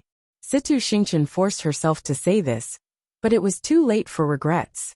If I knew this would happen, I definitely wouldn't have set a marriage agreement with Rongjin. This situation can't be salvaged. This isn't very good, right? Eldest Princess Situ, you just got engaged to the Crown Prince. Now that the Crown Prince is in trouble, isn't it equivalent to running away? Not only the Crown Prince, but many people will be very disappointed, right? Chu Luiyue crossed her arms and lazily said. Situ Xingqian glanced at her, and hatred quickly flashed across her eyes. Chu Luiyue is clearly doing this on purpose. I'd better not. After all, this matter is very serious. Even though I'm engaged to the Crown Prince, I'm still considered an outsider. As country Xing Luo's eldest princess, it's really not appropriate for me to continue being involved in this matter. At this point, Situ Xingqian was still very particular with her words, as she easily separated herself from this matter. It was as if she had forgotten that it was because she testified that she once saw Chu Luiyue and Rongjin together, that she incited the Empress and Rongjin to criticize Chu Luiyue in front of Emperor Jiawen. Chu Luiyue smiled and nodded. Eldest Princess Situ, you're right. However, I originally thought that you and the Crown Prince must be in love with each other, since you got engaged so quickly. When you saw that he was in trouble, you would definitely step forward. It seems like I'm thinking too much. Situ Xingqian's expression became even more awkward. Rongjin, who was walking in front, suddenly reacted as he turned around and rushed to Situ Xingqian, grabbing her hand. Yes, Xingqian, you're the only one who can help me now. Go and ask your father to step forward. He'll definitely let you off. Mobile users, please browse and read. A better reading experience comes from Love Network. Chapter 376. Situ Xingqian flung Rongjin's hand away without hesitation. Rongjin was shocked. Xingqian, wasn't she smiling at me with gentle eyes previously? Why did she suddenly become so cold in the blink of an eye? He even saw a flash of disgust in her eyes. Situ Xingqian hid her smile and gently said, Prince, don't misunderstand. Your Highness, please don't misunderstand. It's not that I don't want to help. It's just that this matter is of great importance. His Majesty might not be willing to let others know about it. If I rashly ask for father's help, it might make His Majesty even angrier. Upon hearing this, Rongjin also hesitated. Situ Xingqian's words made sense. Now, Imperial Father seemed to have determined that this matter was done by Imperial Mother. In the future, it was very likely that they would be held accountable, and even the Sea family might not be spared. This isn't just a family scandal. If this news gets out, the entire country, Yao Chen's royal family's reputation will be destroyed completely. But other than this, he really couldn't think of any other solution. Then, what should we do? Rong Jin had never seen Emperor Jiawen so angry. Xingchen, you must think of a way to help me. We're already engaged now. If anything happens to me and mother. Situ Xingchen's intestines were about to turn green with regret. If I knew that things would turn out like this, I wouldn't have replied to Rong Jin's letter no matter what. She pretended to think for a while and said, Prince, don't worry. This matter hasn't been settled yet. This matter had not been settled yet, so there was still room for negotiation. Why don't I go back to Xing Luo first and discuss with father before we see how to solve this? I must leave this troublesome place as soon as possible. Once I go back, I'll immediately tell father to cancel my engagement with Rong Jin. Rong Jin didn't know what Situ Xingchen was thinking, and only thought that she agreed to ask her father for help. Hence, he was very grateful, and even the unhappiness and suspicion he felt when she flung his hand away disappeared completely. Okay. Then you must be quick. I'll wait for your news, said Rong Jin, and his expression changed slightly. Xingchen, only you're willing to help me. Situ Xingchen suppressed the disgust in her heart and smiled as she urged him. Rest assured, Your Highness. Her Majesty the Empress is still waiting for you over there. Hurry up and go. What happened today must have had a great impact on her. You must take good care of her. Warmth flooded Rong Jin's heart as he looked at Situ Xingchen gratefully. He had never felt that she was so moving before. He couldn't suppress the impulse in his heart, and suddenly pulled Situ Xingchen into his embrace. Situ Xingchen was shocked by his actions, and almost wanted to hit him. Xingchen, I promise you, once this is over, we'll get married. Rong Jin enunciated every word clearly. Situ Xingchen's body froze. If it weren't for the people watching at the side, she would have long pushed Rong Jin away. She closed her eyes and suppressed her anger. Your Highness, now is not the time to talk about this. Let's deal with the Empress first. Upon hearing this, Rong Jin finally let go of her and looked at her intently. Then, everything depends on you. Then Rong Jin turned around and left. Situ Xingchen felt as if ants were crawling all over her body, and she almost screamed out loud. After waiting for those people's figures to disappear with much difficulty, she hurriedly said to Rong Jiao, Third Prince, I'm sorry. I don't want to disturb His Majesty anymore, so I'll take my leave. After saying that, he walked out. Rong Jiao raised his voice. Eldest Princess Situ, isn't this a bit too rude? Why don't I send someone to send you back? Situ Xingchen acted as if she didn't hear anything as she hurriedly left. Very quickly, only Chu Luyue and Rong Jiao were left in the yard. Chu Luyue bowed to Rong Jiao. Thank you, Your Highness. If it weren't for Rong Jiao's interference, Chu Ning definitely wouldn't have been able to avoid punishment, and the heptagon wouldn't have appeared. However, Rong Jiao looked at Chu Luyue in deep thought. You don't have to thank me. We just have our own needs. Then he lifted his feet and left. Chu Luyue raised his brows. Previously, I didn't realize that Rong Jiao is quite interesting. At the very least, he's honest enough. But judging from his previous reaction, he didn't seem to know what was going on here. Her eyes sparkled. Previously, I didn't hide Rong Jin here. But she appeared here for no reason these 2 days, and was coincidentally seen by Rong Jiao. The most important thing is that Rong Jin's memory is in a mess. She clearly doesn't remember everything that happened in the forest outside the imperial city, and remembers that the Empress sent her here. Also Si Meng. He clearly died in front of me, but I've completely remembered it wrong. If it weren't for Rong Jin's words, Emperor Jiawen definitely wouldn't have confirmed the Empress's guilt so easily. In the entire imperial city, there should only be one person who can do this. Rong Xiao. Chu Luyue lightly pouted. Yesterday, I stayed at Rong Xiao's place for quite a long time. But Rong Xiao didn't even mention this matter. Who would have thought that all of this was controlled by Rong Xiao, who never showed himself, from the start to the end? Even Rong Jin sighed when she recalled the series of developments. Rong Xiao's schemes are really deeper than I thought. However, this feeling of having someone to deal with the aftermath and devising strategies to solve all problems seems pretty good. Chu Liyue's lips curved up, and she turned around to look at the bronze cauldron as she fell into deep thought. What exactly does the Empress want to do with this thing? Does she really just want to help Rong Jin raise his cultivation level? But even if Rong Jin relies on himself to cultivate, there shouldn't be much of a problem. If more than 100 people died here, it means that the Empress has been doing this since a long time ago. What exactly is she doing? Suddenly, a thought flashed across Chu Liyue's mind. Previously, Rongjin mentioned a secret about Rongjin. Could it be related to that? C family. In the martial arts arena, the C family's younger generation was diligently cultivating. C stood below the arena and gave them pointers from time to time. One of the biggest reasons why the C family could become the leader of the four big families was that the C family had plenty of fresh blood. These young men and women in their teens and 20s were all very outstanding. Compared to the other families, the C family was especially outstanding in this aspect. Even though they couldn't compare to Si Ting, Si was already very satisfied. Suddenly, a guard rushed in from outside with a hurried expression. Family head, His Majesty is urgently summoning you. Si was dazed. Why would His Majesty suddenly summon me to the palace at this time? Do you know what's going on? The guard shook his head, but his expression was a little nervous. Eunuch Min is waiting outside. He seems to be quite anxious.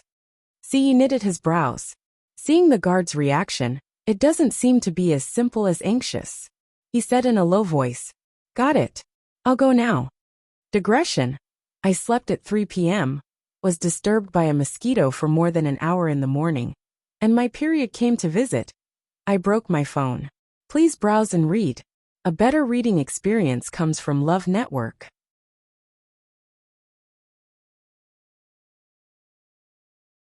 Chapter 377. Si walked out and happened to see Si Ting return. "Greetings, master." Si Ting cupped his fists and bowed. His chiseled face was a little tense. Si saw his expression and found it strange. "Si Ting, shouldn't you be at the academy today? Why are you back now?" Si Ting hesitated for a moment. "I heard that something happened in the palace." "What happened? Why didn't I know?" Si was even more confused.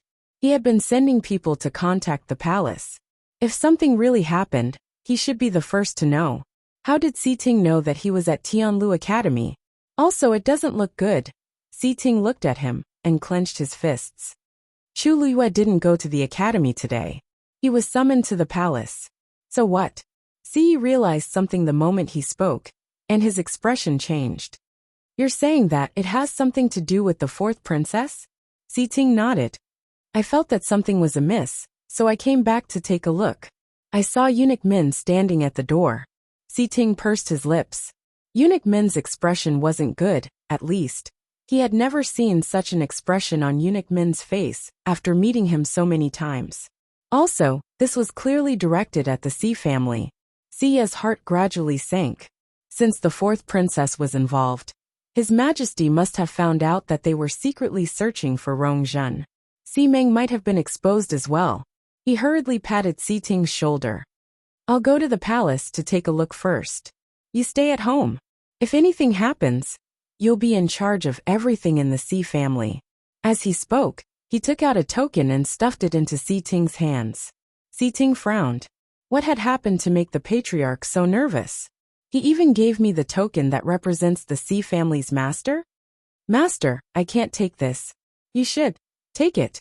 Si Ye's expression was very stern, and he didn't allow any rejection.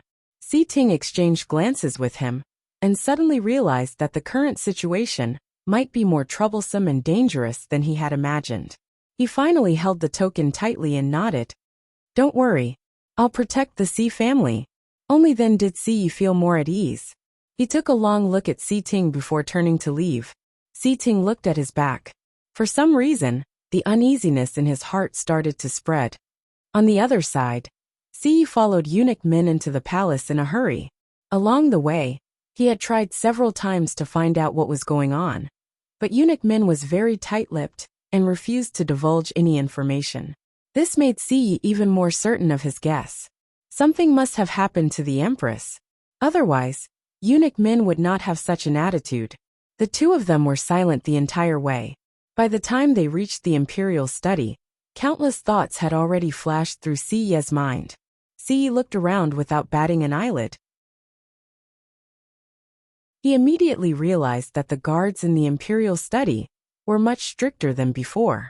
The overall atmosphere was also more solemn and dignified than before. His heart felt like it was hanging in the air, and he felt extremely uncomfortable. Eunuch Min stepped forward alone and said respectfully, "Your Majesty, Master Si has arrived." Emperor Jiawen's cold voice came from the imperial study. "Let him in." Eunuch Min looked at Siye and took a step back. "Master Si, this way please." Siye took a deep breath in and tidied his clothes before walking forward and pushing the door open to enter. Once he walked in and saw the scene inside, Siye's heart harshly skipped a beat. In the spacious and quiet imperial study, Emperor Jiawen was sitting behind the table. The booklets, brushes, and ink on the table were all swept to the floor, and it was a mess. The Empress Si Huijing was kneeling in front of him. Her extravagant palace gown was filled with dirt, and her usually neatly combed hair was also very messy. Her face was tear-stained, and her eyes were red and swollen. She knelt there, and her entire body was filled with despair and pain. Siye had never seen her in such a pathetic state. "Her Majesty?" He couldn't help but shout as he hurriedly walked forward. But very quickly, he realized that Emperor Jiawen was still in the study. He hurriedly stopped in his tracks, turned around, and looked at Emperor Jiawen. He suppressed the waves in his heart and bowed. "Siye greets your Majesty." When the Empress saw him, her dazed eyes moved, and her expression was very strange. It was as if she wanted to cry, but she couldn't cry anymore. She had cried for half her life, and she had almost cried dry today. However, this didn't make Emperor Jiawen's heart soften at all. Emperor Jiawen looked at Siye with a heavy gaze. "Siye, do you know why I called you over?" Siye only felt a strong pressure coming over him. He knelt down almost without thinking. "I don't know. Please enlighten me, Your Majesty." "You don't know? Don't you know that the Si family was secretly searching for Rongzhen's whereabouts?" Emperor Jiawen's voice was like a heavy hammer that harshly slammed down. Siye clenched his fists tightly. As expected, His Majesty already knows. He immediately placed his hands on the floor and heavily knocked his forehead on the floor. "I know my mistake. Please punish me, Your Majesty." "You know your mistake? To think that I thought you were loyal to me. I didn't expect you to secretly work with the Empress and lie to me for so many years. You already knew about Si Meng's matter, right? Si, you're really something." The more Emperor Jiawen spoke, the angrier he got. He actually picked up the remaining teacup beside him and suddenly threw it at Si. Bang! The teacup harshly landed in front of Si. The shards flew everywhere, and two of them quickly scratched Si's face, leaving bloody marks. However, Si didn't dare to move as he knelt even more respectfully. "Your Majesty, I know my mistake, but all of this has nothing to do with Her Majesty. Back then, I was worried that Her Majesty couldn't protect herself in the palace, so I specially arranged for Si Meng. Also, regarding the fourth princess's disappearance, Her Majesty was afraid that you'd be too worried, so she wanted me to help. She didn't hide it on purpose. No matter what, I'm willing to bear all the consequences." Upon hearing this, Emperor Jiawen sneered. "Bear all the consequences? Do you have the right? Si, you don't have to act in front of me. Rongzhen didn't even go missing. She was hidden by the Empress." Si was shocked and suddenly looked up. "What?" Upon seeing his reaction, Emperor Jiawen squinted his eyes. "What? Your good sister didn't tell you?" Si's heart was in a mess, and he subconsciously looked at the Empress. "Empress, what's going on?" The Empress lowered her head. She knew that it was useless to say anything now. Rongzhen happened to appear at Heptagon Alley at that time, and she even said those words herself. Emperor Jiawen had already confirmed everything. She spoke in a hoarse voice. "Your Majesty, my brother really knows nothing about this. Please let the Si family off." Mobile users, please browse and read. A better reading experience comes from Love Network.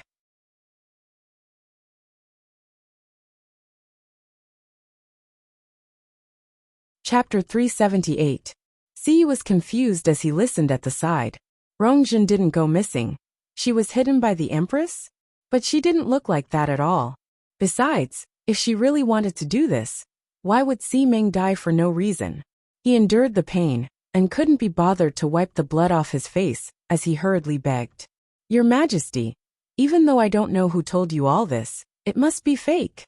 Previously, the fourth princess and Si Ming went missing together, and Si Ming died very quickly. The Empress was worried about the fourth princess's safety, so she found me. I secretly sent people to search the entire imperial city, but they didn't find any traces of the fourth princess. Rongjun said all this herself. Could she be lying? Emperor Jiawen's cold words made Si swallow his remaining words. He widened his eyes in shock, and couldn't recover his senses for a long time. Rongjun said it herself? Could it be that Rongjun has been found? Looking at Si's expression, Emperor Jiawen thought to himself, he really doesn't seem to know about this. Otherwise his acting skills are too good. Si had followed him for many years, so he more or less understood him. If Si was really involved in this matter, he definitely wouldn't have such a reaction. Emperor Jiawen's mood finally calmed down a little. As the head of the Si family, the head of the four major families, Si's identity was very important. Unless it was a critical moment, Emperor Jiawen wasn't willing to touch him.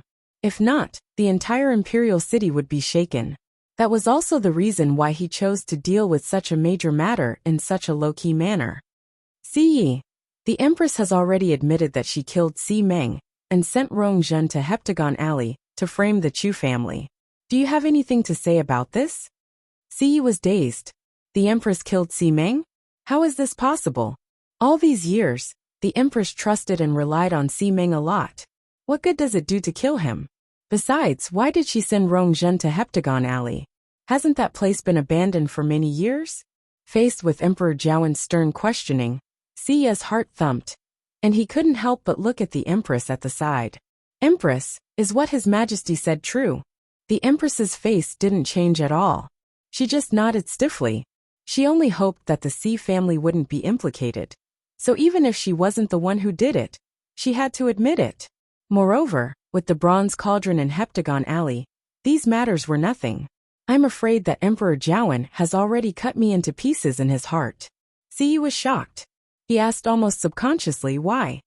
The Empress lowered her eyes, seemingly not intending to continue speaking. Emperor Jiawen chided her. Why aren't you saying anything? If you can do it, why can't you say it now? Tell Si Yiji what good things you did in Heptagon Alley. Si Yi had never seen Emperor Jiawen so angry before, and he couldn't help but be shocked. Previously, when Si Ming and Rongjun were mentioned, Emperor Jiawen had been holding it in. Why did he suddenly have such a huge reaction when Heptagon Alley was mentioned? It seems like the Heptagon Alley incident is more intolerable to Emperor Jiawen than Si Ming's existence and hiding Rongjun. The Empress's pale and cracked lips trembled. Your Majesty, I did all these myself, and it has nothing to do with my brother or the entire Si family. If this matter continues, it will only become more troublesome. Please give me a swift end and end it. Emperor Jiawen chuckled. Now you know how troublesome it is? When you did it back then, did you think that this day would come? It's not impossible for you to end it. You just have to make it clear whether the bronze cauldron was prepared for Rongjun or not. And why are you doing this? Si Yi was confused when he heard this. What bronze cauldron? Why is Rongjun involved in this? The Empress bit her lips tightly. Actually, Emperor Jiawen had asked her this question many times. However, she never admitted it. She knew better than anyone else how much Emperor Jiawen hated the bronze cauldron. Hence, once I admit it, Rongjun will never be able to make a comeback. Thinking of this, her heart was completely drowned in despair. The next moment, she suddenly slammed against the wall at the side. Emperor Jiawen stood up angrily. Stop her. Si Yi had long rushed over when the Empress moved and blocked in front of her. The Empress harshly slammed her head into Si Yi's arms. Dong! Si Yi let out a muffled groan as a sweet and fishy taste surged into his mouth. The Empress actually really wants to kill me. She used all her strength this time. Jinger, what are you doing? Siyi was angry and anxious as he directly shouted the Empress's name. The Empress grabbed his hand and anxiously begged, "Brother, kill me. Quickly kill me." As long as she died, everything would be over. But how could Siyi bear to do it? What exactly happened to you? Emperor Jiawen looked on coldly at the side. Empress, do you think I can't do anything to you if you don't say anything? Then he suddenly raised his voice and shouted, "Guards, bring me a brush and ink." He had smashed most of the things on the table, and they couldn't be used anymore. However, the imperial study didn't lack these things at all. Eunuch Min hurriedly came in from outside, as if he didn't see the disheveled Siyi and the Empress on the ground. He silently walked to the other side, took out a new brush, and presented it to Emperor Jiawen. Then, he very consciously started to grind the ink. Emperor Jiawen picked up the brush and nonchalantly glanced at the Empress. "I think you can't continue to be the Empress. As for Rongjin, with a mother like you, what kind of son can he teach? He can't take on such a big responsibility. I should have removed him long ago." The Empress suddenly realized that Emperor Jiawen didn't just want to remove the Empress. He also wanted to remove the Crown Prince. In her panic, she couldn't help but scream, "Your Majesty, you mustn't. Rongjin just got engaged with Situ Xingchen. If you remove the Crown Prince now, how are you going to explain to country Xingluo?" Emperor Jiawen paused in his actions and sneered. I see. No wonder they're so fearless. They actually thought of how to get away with it right from the start. It turns out that Rongjin successfully fought for the marriage agreement with Situ Xingchen just for this day. Emperor Jiawen hated himself for being blind for so many years. He actually let such a vicious mother and son lie to him for so long. Okay, I do want to see if country Xingluo will continue to maintain the marriage agreement between Situ Xingchen and Rongjin after knowing about this. Country Xingluo. Situ Xingchen returned to the palace at the fastest speed possible and recounted everything that had happened in detail. However, country Xingluo's Emperor Xiankong, Situ Yan, kept quiet for a long time before shaking his head. "Xingchen, this marriage agreement can't be cancelled. Digression. I forgot how to address the Emperor of country Xingluo and his name. Using this chapter as the basis, I'll change the previous chapters together." It was hard to believe that in the early summer when mosquitoes appeared, I used 4 heating pads in one day. Mobile users, please browse and read. A better reading experience from love. Chapter 379. Your Highness, this move is really ingenious. Chu Luyue looked at the chessboard in front of her, but the black chess piece in her hand didn't move. Almost all my black chess pieces are blocked. Rongxiu sat opposite her quietly. Upon hearing this, his thin red lips curved up slightly. You clearly have another path to take, right? Chu Luyue could obviously tell. But even if I take this step and barely break out of my current predicament, Your Highness, didn't you already prepare an inescapable trap? Since I'm going to lose anyway, there's no point in taking this extra step. Chu Luyue threw the chess piece back into the chess pot and raised her hands. I admit defeat. Looking at her obedient manner, Rongxiu raised his brows slightly. You're not focused. What are you thinking about? As he spoke, he started to put away the chess pieces. Chu Luyue looked at his slow movements and couldn't help but wrinkle her nose. Actually, even if she was focused, she would barely be able to fight Rongxiu to a draw. If they really wanted to compare, Rongxiu was indeed better. Rongxiu slowly said, "This move seems to be very simple. This step may seem meaningless, but there will be people who will take it." Chu Luyue snorted. It's just a waste of effort. Not only did Situ Yan not cancel Rongjin and Situ Xingchen's marriage agreement, but he even took the initiative to ask for mercy. Even if His Majesty was furious and couldn't wait to punish the Empress and Crown Prince, he had to give Situ Yan some face. Chu Luyue had long expected that Situ Yan wouldn't cancel the marriage agreement easily, but she didn't expect him to help so decisively. It could be seen that Situ Yan thought highly of Rongjin. Rongxiu smiled lightly. If the problem could be solved so easily, it wouldn't have dragged until today. Chu Luyue suddenly leaned forward, placed her hands on the chessboard, and stared at Rongxiu. Your Highness, did you already know that Situyen would help? Rongxiu raised his eyes slightly and glanced at Chu Liyue's face with a faint smile. Didn't you already know? Between the two of them, there seemed to be some kind of ambiguous air flowing slowly. Chu Liyue looked at Rongxiu thoughtfully. Of course she knew. However, the reason why she made such a guess was purely because she knew something. But what about Rongxiu? He knew about it too. Chu Liyue paused. Because of Situyen's help, His Majesty hasn't deposed the Crown Prince yet. Even the Empress hasn't been officially deposed.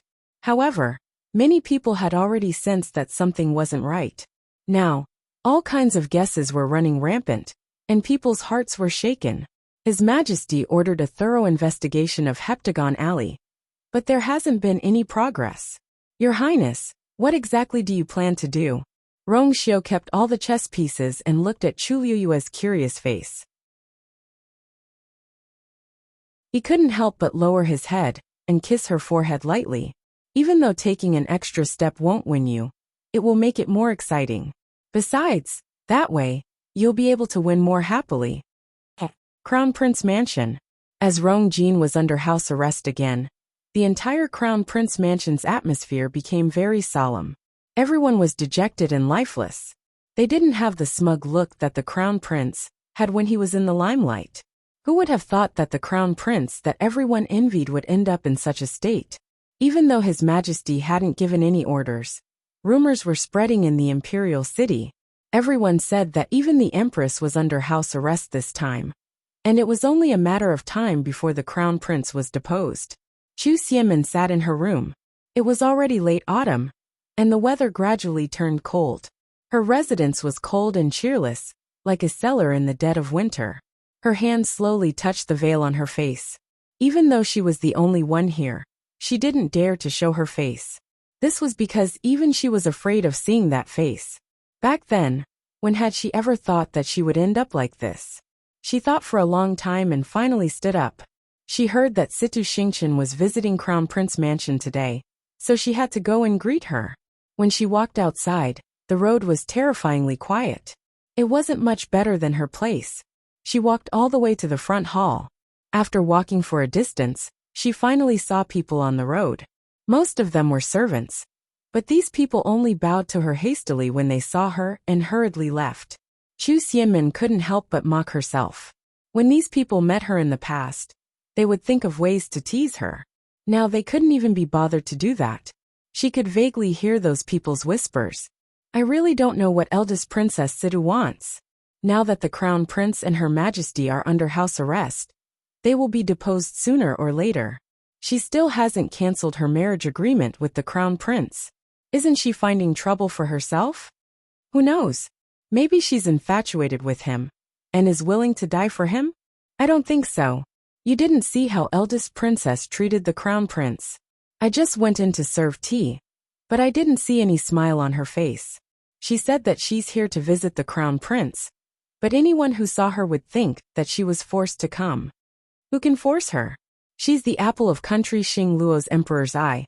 Anyway, with her around, His Majesty won't do anything to the Crown Prince for the time being. But I think we should find another way out. This Crown Prince's palace. It was hard to say when it would completely change. I heard that His Majesty has been treating the third prince very well recently. He seems to be planning to make him a prince. Chu Xianmen clenched her teeth and walked forward. In the front hall, Rong Jin and Situ Xingqian sat opposite each other. After experiencing the past few days, Rong Jin had lost a lot of weight and looked very haggard. Even his last bit of energy was almost depleted. He was worried about the Empress and himself. He was anxious for a few days and nights, so he naturally became like this. Luckily, he still kept his position as the Crown Prince. Xingqian, I really don't know how to thank you. Rong Jin looked at Situ Xingqian in front of him with a face full of gratitude. I knew you wouldn't sit by and do nothing. In Rong Jin's opinion, Situ Yan must have been willing to help because Situ Xingqian had begged him. Hence, he treasured Situ Xingqian even more in his heart. However, Situ Xingqian didn't think so. Being stared at by Rong Jin with such a gaze, she felt goosebumps all over her body. and she almost couldn't sit still. If it weren't for father's orders, I wouldn't have come no matter what. Your Highness, you don't have to be so polite. This is what I should do. Situ Xingchen almost clenched her teeth and spat out this sentence. However, Rongjin didn't notice her thoughts at all as he sighed deeply inside. It's a pity that father thinks that mother is guilty and won't let me see her. I also don't know what's going on with her.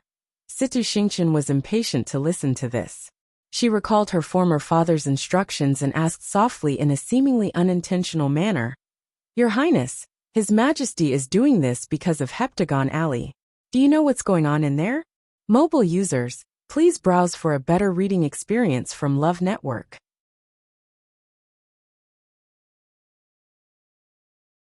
Chapter 380.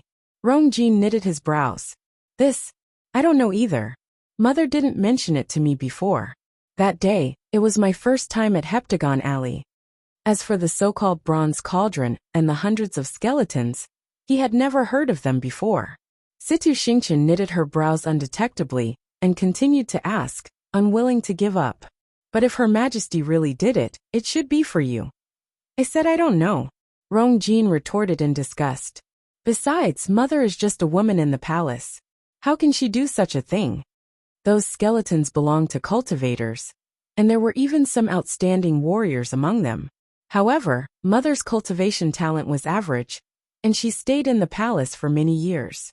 With her abilities alone, it was impossible for her to complete this series of actions. In Rongjin's eyes, all of this was Rongjio and the rest slander. Let's not talk about this, and talk about Rongjin. Rongjin did go missing back then, and Mother was very worried about it. She even looked for him several times to discuss countermeasures. If Mother really sent Rongjin to Heptagon Alley long ago, why did she have to act in front of me? Wasn't that a waste of time and energy? In Rongjin's impression, Mother had always trusted him. Since he was young, he knew that he was Mother's hope, and he carried her heavy burden. Mother could give up everything for him. Even if Mother hid it from the entire world, she would definitely treat him honestly. Hence, he never believed that Mother did those things from the start to the end. Father, you're just temporarily blinded. When I find out the truth, everything will naturally come to light. Rongjin clenched his teeth. Upon hearing this, Situ Xingchen sneered in her heart. Blinded? Rongjin could only say this to himself. The Empress's reaction that day was enough to explain the problem. Other than Rongjin's strange appearance, everything else was clearly related to the Empress. Situ Xingchen rubbed the teacup but didn't drink it. She looked down at her reflection in the tea, and her eyes were cold. However, her voice was still as gentle as water. Your Highness, you're right. I don't believe in those things either. If not, you wouldn't have come out to help, right? But, given the current situation, you have to think of a solution as soon as possible.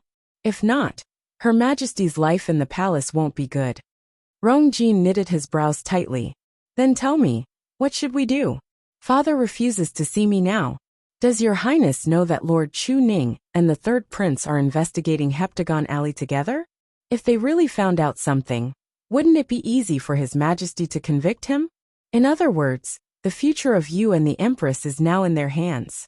How could I not know that? Rongjin rubbed his face in frustration. Let's not talk about Chu Ning, but Rongjio has a deep grudge against me and my son. He will definitely take this opportunity to secretly do something. Your Highness, in my opinion, the crux of this matter lies in Heptagon Alley. I believe that those things were definitely not done by the Empress, but she definitely knows something, don't you think? Rongjin didn't say anything.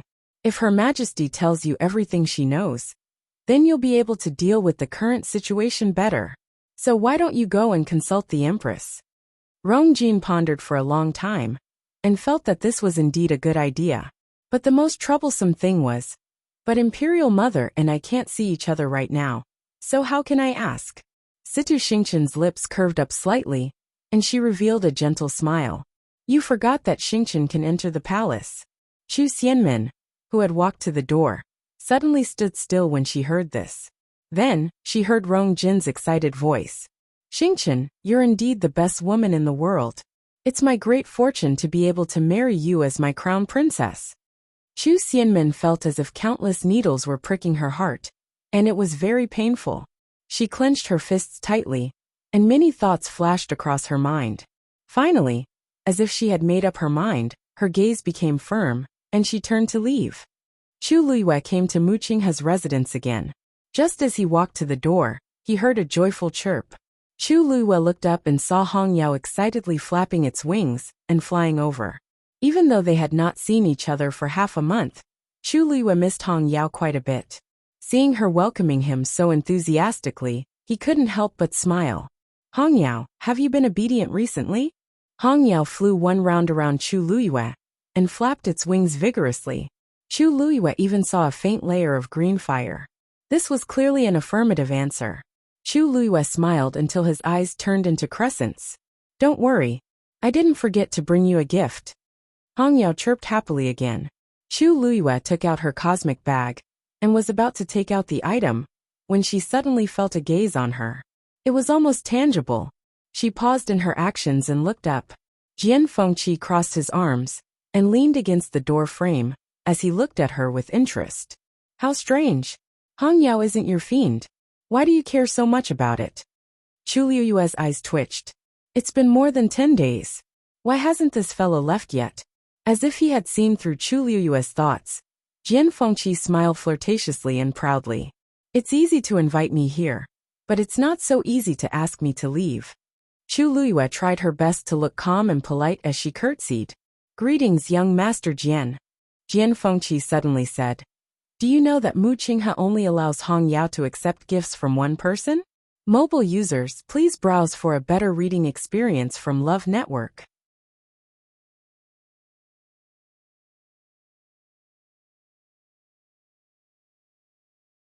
Chapter 381. Chu Luiyue put away the Qianquan bag with a calm expression and smiled faintly. How would Lu Yu know about this kind of thing? Jian Fengqi's gaze fell on her hand. He raised his chin and smiled carelessly. Actually, that's not important. Anyway, it's all in the past. What did you bring for Hong Yao? Can I have a look? Chu Luiyue put the things back into the Qianquan bag without batting an eyelid. Young Master Jian, you must be joking. It's just some ordinary things. They're not worthy of your attention. Since you said that Vice Admiral Mu only allowed Hong Yao to receive a gift from one person, then I won't embarrass myself here. If I offend you, please forgive me. Hong Yao drooped its head in disappointment and immediately glared at Jian Fengqi. It's all his fault. If this guy hadn't suddenly appeared, it would definitely have gotten the gift. It had been waiting for half a month. Jian Fengqi's lips curled into an evil smile, and his eyebrows were naturally flirtatious. Miss Chu, why are you so nervous? I see that Mu Qinghe thinks quite highly of you. Who knows, maybe he'll make an exception for you. After all, the girl in front of him had a pair of eyes that were so similar to that person's. Chu Luiyue didn't want to continue talking about this with Jian Fengqi, so she quietly changed the topic. Thank you for your kindness, young Master Jian. In fact, I came here today to see if Vice Admiral Mu had come back. I came here once a few days ago, but you weren't here at that time. She guessed that Mu Qinghe must have encountered something at that time, because he always kept his promises. Since he said 10 days, there must be some special reasons why he didn't stay here to see her. Jian Fengqi looked at Chu Luiyue thoughtfully. For some reason, he always felt that Chu Luiyue didn't seem to want to talk to him much. The looming feeling of being despised came back again. How strange.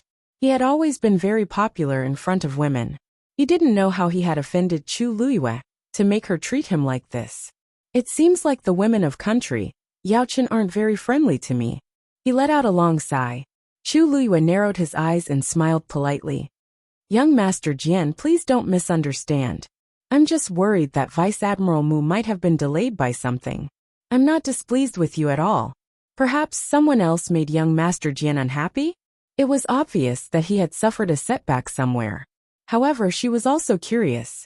There were not many people who could suppress Jian Fengqi. Jian Fengqi's icy eyes were filled with resentment. He wanted to say something but stopped himself. In the end, he swallowed the words in his throat and turned to walk inside. Forget it, forget it. This young master has never liked to fuss over such things. As he walked, He dragged out his words and spoke lazily. Mu Qinghe, the little girl is looking for you. Chu Luiyue inexplicably shuddered. Little girl?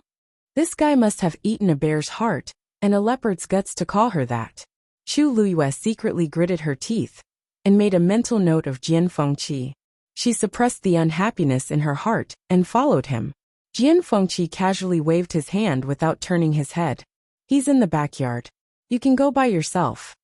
After saying that, he strode toward the other side, as if he couldn't be bothered to care about this.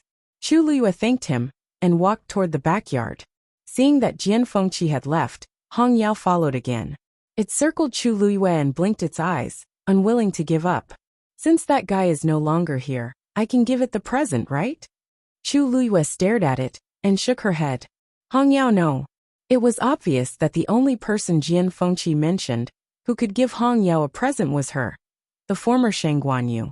In the past, she didn't know about this at all, so she said that she would bring a present for Hong Yao without any scruples.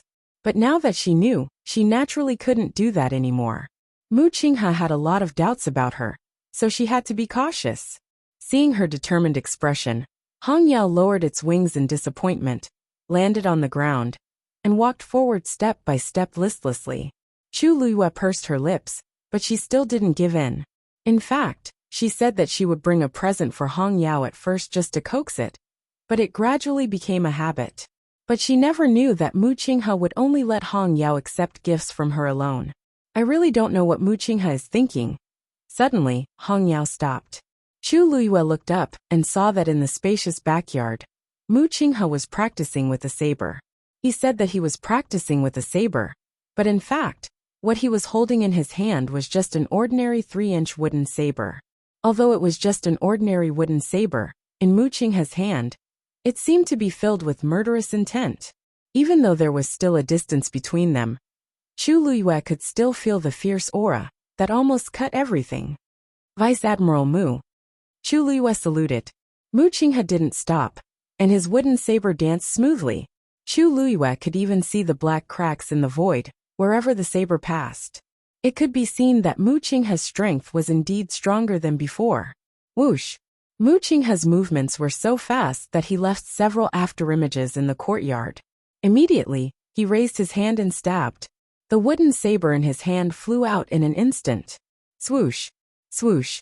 Those afterimages were pierced one after another. They dissipated with a loud bang. Chu Luiyue knitted her brows unnoticeably. Mu Qinghe didn't seem to be in a good mood. To put it nicely, he didn't show his emotions, but to put it bluntly, he had an icy face. In Chu Luiyue's impression, she had almost never seen him reveal his emotions. But from his appearance just now, it seemed that he had encountered something terrible. But she didn't say anything, just stood quietly by the side and waited. Finally, when the last afterimage was pierced, the wooden saber flew back to Mu Qinghe's hand. He slowly exhaled and looked back at Chu Luiyue. At this time, his eyes were as cold and indifferent as ever, without the slightest fluctuation. Vice Admiral Mu, the last time I came, you weren't here, so. I know. Mu Qinghe didn't wait for Chu Luiyue to finish her explanation and interrupted her. Suddenly, he stared at Chu Luiyue and sized her up. Chu Luiyue blinked and smiled faintly. Vice Admiral Mu, why are you looking at me like that? Mu Qinghe was silent for a moment, then suddenly said, It seems that your trip wasn't in vain. Chu Luiyue was slightly stunned. She didn't break through this time. So where did Mu Qinghe's words come from? Without waiting for her to ask, Mu Qinghe suddenly threw the wooden saber in his hand at Chu Luiyue. Swoosh! The wooden saber was wrapped in an astonishing force, and it went straight for Chu Luiyue. Its speed was so fast that Chu Luiyue didn't have time to dodge. Now, she could either be pierced or brace herself to receive it. Chu Luiyue subconsciously turned sideways, and at the same time, reached out with her right hand. Mu Qinghe's eyes suddenly sharpened. This movement. Mobile users, please browse and read. A better reading experience comes from Love Network.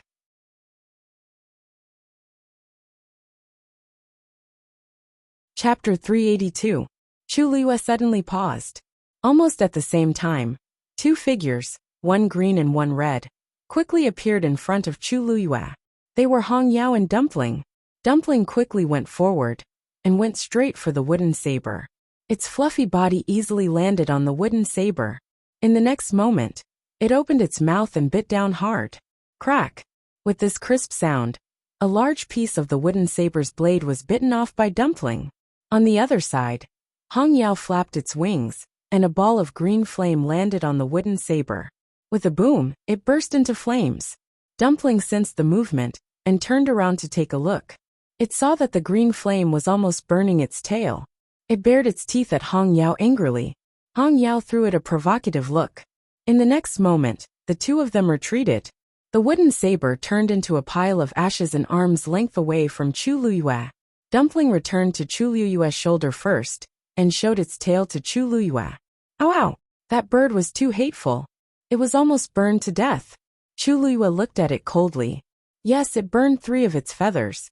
If you discovered it a little later, it would have grown back on its own. Dumpling was speechless. The red demon let out 2 clear cries, and flapped its wings proudly. It deserved it. It was its fault for being so slow. It hadn't improved at all after such a long time. Dumpling was furious. But when it thought of how it had suffered because it was inferior to Hong Yao, it could only turn around angrily and point its but at Hong Yao to show its anger. Actually, Chu Luyue really wanted to criticize Hong Yao for abusing her power for personal revenge. But she knew better in front of Mu Qinghe. Besides, Hong Yao had attacked to help her. She slowly lowered her arm, and the tense muscles all over her body also relaxed. Mu Qinghe's eyes flashed with disappointment. When he saw Chu Luyue's actions just now, he thought, what is Vice Admiral Mu planning to do? Chu Luyue didn't seem to notice anything wrong and said with a smile, I'm afraid you've overestimated me. I can't take one of your moves now. It's all thanks to Dumpling and Hong Yao. Mu Qinghe's face was a little cold as he gave Hong Yao a warning look. Hong Yao, who was still smug a moment ago, suddenly froze.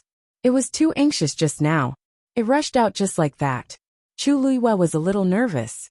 It was only when she was about to make a move that she realized that Mu Qinghe was probably doing this to test her. People's instincts were very easy to be exposed. She was already halfway. Mu Qinghe would definitely notice that something was amiss if she fully displayed her movement technique. Luckily, Dumpling and Hong Yao attacked in time. Chu Luyue lightly patted Dumpling. She felt at ease when she felt the soft and furry touch. Follow me out. Chu Luyue nodded. Chu Luyue was dazed. Now, Mu Qinghe glanced at her. Why?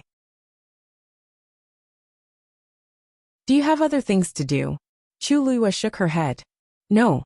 Even if there was, Mu Qinghe probably wouldn't care. After all, nobody dared to offend him here. Even Emperor Jiawen had to make way for him, let alone others. Mu Qinghe nodded and walked outside. Chu Luyue hesitated for a moment, but still followed. Vice Admiral Mu, may I ask where we're going? You'll know when we get there. Mu Qinghe's reply was very cold and arbitrary. She clearly didn't give Chu Luyue any room to bargain. Chu Luyue knitted her brows. Mu Qinghe has always done things like this, so I'm not surprised. But, if I don't even know where we're going, I'll feel uncomfortable. However, Mu Qinghe clearly didn't intend to explain to me. When they reached the front yard, Jian Fengqi suddenly walked out. Oh, where are you bringing the little girl? He smiled and teased. Mu Qinghe coldly glanced at him. This isn't something you should interfere in. Jian Fengqi raised his hands. This isn't the time for you to invite me over. Mu Qinghe, you're getting better at kicking me to the curb after I've outlived my usefulness. He was clearly just teasing, but Mu Qinghe's expression suddenly stiffened for a moment. Jian Fengqi also seemed to realize something. He coughed and turned his gaze to Chu Luyue. Miss Chu, there's something I'd like to ask. Please speak, young Master Jian. Jian Fengqi rubbed his chin with one hand, and seemed to be in a dilemma. Is this young master ugly? Chu Luyue thought she heard wrong, and slightly widened her eyes. But when she saw Jian Fengqi's thoughtful expression, she was sure that he really did say that. What's wrong with this guy? Who doesn't know that Jian Fengqi's second best skill is alchemy, and his first best skill is narcissism? Jian Fengqi's naturally flirtatious eyes and free and unrestrained style Even Chu Luyue, who always disliked him, had to admit that Jian Fengqi's charm and appearance were indeed top-notch. Otherwise, how could he come and go freely among the flowers? Young Master Jian is handsome and elegant. Naturally, you have nothing to do with the word ugly. Jian Fengqi's straight brows knitted even tighter. I think so too, but someone said that this young master is ugly. Chu Luyue asked curiously. I wonder who that person is. What kind of insight is this? Jian Fengqi's gaze became very subtle, and his thin lips spat out a name. Mu Hongyu. Chu Luyue was speechless. It seems that a lot of interesting things have happened while I was away. Jian Fengqi had always been a person who thought highly of himself, and was especially confident in his appearance. He had lived for so many years, but this should be the first time that someone called him ugly. No wonder he was so resentful. Unfortunately, according to Mu Hongyu's personality, this kind of person was the last person she liked. This was also because Jian Fengqi had cured the princess consort of Ping Zhang's illness. Mu Hongyu must have said this, because she couldn't bear it anymore. One could imagine how much Mu Hongyu didn't like Jian Fengqi. Chu Luyue came to a realization, and comforted him with a smile. Hongyu has always been outspoken. Don't take it to heart. Jian Fengqi was speechless. She didn't seem to be comforting him. I heard from her that there's someone called Rong Xiu, who is dozens of times more charming than me? Chu Luyue's mouth twitched. If she didn't hear wrongly, Jian Fengqi said, Rong Xiu. Oh, by the way, she also said that person is your fiancé? Jian Fengqi stared at Chu Luyue and asked. Only then did Chu Luyue realize that Jian Fengqi hadn't seen Rong Xiu since he came here. She coughed. Yes, His Highness Prince Li is indeed my fiancé. Jian Fengqi thought for a moment, and suddenly walked outside. I'd like to see what kind of person that Rong Xiu is. Chu Luyue was about to say something, when there was a sudden movement from the side. She turned her head to take a look. A long sword suddenly floated in the air. Mu Qinghe was standing on it with a solemn and cold expression. Come up. Mobile users, please browse and read. A better reading experience comes from Love Network.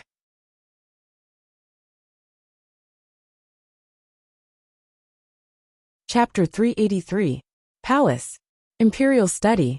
Emperor Jiawen looked at the book in his hands, and the more he read, the more tightly he knitted his brows. Finally, he threw the book aside with a paw sound. Chu Ning, I asked you to search Heptagon Alley with all your might, but you only found these useless things? Chu Ning, who was respectfully standing with his hands by his side, immediately knelt down and said, Your Majesty, Your Majesty. I've already used all my connections and methods, but I can only find out this much. Even though there are hundreds of skeletons in Heptagon Alley, other than recognizing that they're all cultivators, I can't find any other information about their identities. Anything that can reveal their identities has been specially taken care of, and I can't find anything at all. Other than the hanging corpse, the other skeletons don't even have a single piece of clothing on them. The person who did this was clearly very careful. Chu Ning didn't sleep or rest these few days, and even dug 3 feet into Heptagon Alley. However, other than piles of skeletons, he really didn't find anything else. Emperor Jiawen rubbed his glabella in frustration. He knew that this matter wouldn't be so easily investigated, and there was no point in sitting here and being anxious. However, once he thought of the bronze cauldron stained with dried dark red blood, he would be filled with worry. Chu Ning glanced at Emperor Jiawen and continued speaking. Refused to investigate. Her Majesty goes to Heptagon Alley once every 2 months on average, and she's very secretive. She only stays there for a short while, so nobody discovered her after such a long time. Emperor Jiawen's face darkened. In actual fact, he had personally interrogated the Empress a few times, but the Empress was very tight-lipped. From start to end, she only said that she did everything, but she didn't mention if she prepared it for Rong Jin, or why she did it. In the middle, with Emperor Jiawen's silent approval, his subordinates even tortured the Empress, but they still didn't find any useful clues. Whenever he thought about how the Empress had deceived him for so many years without him noticing, he felt a chill run from the bottom of his feet to his head, causing him to shudder. Knock knock. Your Majesty, The third prince wishes to see you. Eunuch Min carefully said outside. Let him in. Emperor Jiawen took a deep breath in and looked at Rongjio, who pushed the door open and asked, What's the news? Do you have any news? The moment Rongjio came in and saw Chu Ning kneeling on the floor, he realized that Chu Ning probably didn't find anything. He first bowed respectfully and then slowly said, I'm sorry. Your son has personally interrogated all the servants in the Empress Palace and obtained some information that might be useful. Emperor Jiawen finally perked up. Speak. Rongjio said. According to the Empress' personal maid, the Empress keeps a box for herself and never allows anyone else to touch it. Every once in a while, the Empress would lock herself in her bedroom. At first, the palace servants didn't think much of it. Later, a eunuch accidentally broke in and finally found that the Empress was inside and seemed to be looking at the things in the box. Emperor Jiawen pondered for a moment. What kind of box is it? Why does she value it so much? Why didn't I know about it? Rongjio sneered in his heart. Emperor Jiawen and the Empress didn't have any feelings for each other, especially Emperor Jiawen. He probably didn't even put 10% of his thoughts on the Empress. If he cared about the Empress before, he wouldn't let the Empress do so many messy things under his nose. The Empress frequently went in and out of Heptagon Alley and kept killing cultivators to accumulate strength for the Bronze Cauldron. Even Emperor Jiawen didn't know, let alone a small box. It was really too easy to hide it from Emperor Jiawen. Thinking of this, Rongjio couldn't help but mock himself. It was also because of this that the Empress didn't receive any punishment even after silently killing his mother. Emperor Jiawen didn't treat his mother any better. Rongjio suppressed his emotions and looked calm. I didn't ask about this. After all, the palace servants don't dare to ask about the Empress's things. But the eunuch who accidentally discovered this incident fell into the lake and drowned not long after. After that, the Empress's palace servants kept their mouths shut about this incident. This time, he had to use some tricks to finally get the answer he wanted. I think that if we can find that box, many problems can be solved. Emperor Jiawen looked solemn. You're saying that the box has something to do with Heptagon Alley? This is only your son's guess. In the current situation where there are no other clues, this is the only feasible path. Emperor Jiawen thought for a while and felt that this made sense. Since this is the case, Rongjio, go find the Empress and ask her to hand the item over. Rongjio hesitated. Father, since Her Majesty values that box so much, she probably won't hand it over easily. Tell her that if she honestly hands it over, I might give Rongjin a chance. If she's stubborn, let her decide what to do. An undetectable cold glint flashed across Rongjio's eyes. Yes, Your Majesty. With that, he quickly excused himself. Emperor Jiawen looked at Chu Ning helplessly. Chu Ning, you have to hurry up on your side. If you really can't do it, start from other areas. Go and check all the people who have close contact with the Empress and Rongjin. Yes. After Chu Ning left, Emperor Jiawen then relaxed his body and leaned against the chair.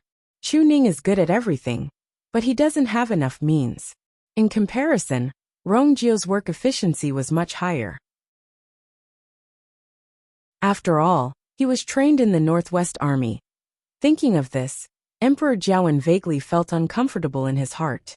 In the past, he never thought of leaving the position for Rongjio, because he really didn't like this son of his.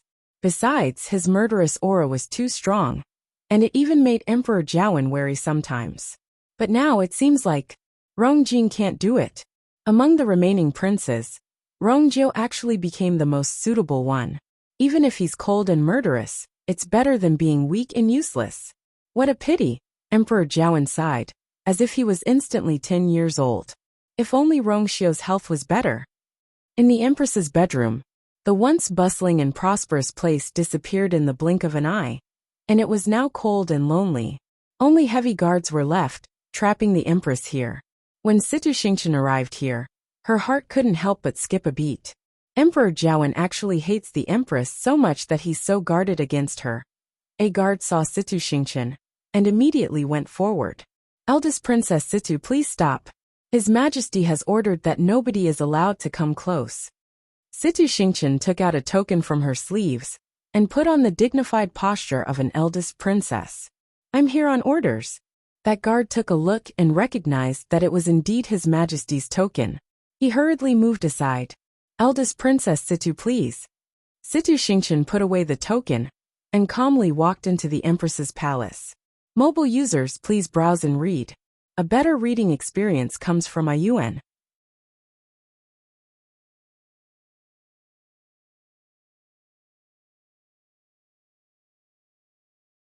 Chapter 384. The huge palace was cold and cheerless. Situ Xinghan slowly walked in, and her footsteps echoed in the empty room, making it sound eerie. The floor was filled with all sorts of smashed items, and it was a mess. Situ Xingqian walked around expressionlessly and went straight in. Finally, she saw the Empress in the innermost part of the room. The Empress was wearing a messy and dirty palace gown, and it looked like she hadn't changed for a few days. She could even vaguely see some dark red bloodstains. Her face was very pale, her lips were dry, and her eyes were dull. She was curled up into a ball at the corner of the bed, motionless. When one looked over, one would think that the Empress was dead. It was obvious that the Empress had gone through a lot of torture in these few days. Situ Xingqian walked over step by step, and finally stood in front of the Empress's bed. Her usual gentle smile surfaced on her face. Her Majesty, I'm here to see you. The Empress didn't seem to hear her, and didn't react at all. Situ Xingqian didn't care as she bent down slightly and went closer. But the next moment, she smelled the Empress's horrible and suffocating smell. Disgust flashed across her eyes as she took out a letter from her sleeve and handed it over. Her Majesty, the Crown Prince asked me to come and see you today. This is the letter he wrote for you. Take a look at it. After saying that, he calmly straightened his body.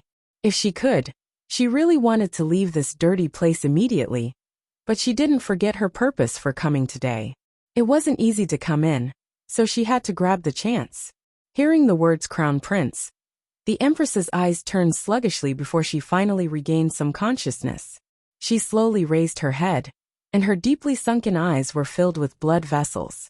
They were filled with despair and anger, and there was even a hint of madness vaguely. Situ Xingqian instinctively took half a step back. The Empress's appearance is really too scary. The Empress suddenly let out a vague chuckle, as if she was mocking Situ Xingqian, but it also seemed like she was mocking herself. Even without looking in the mirror, she knew what she looked like now.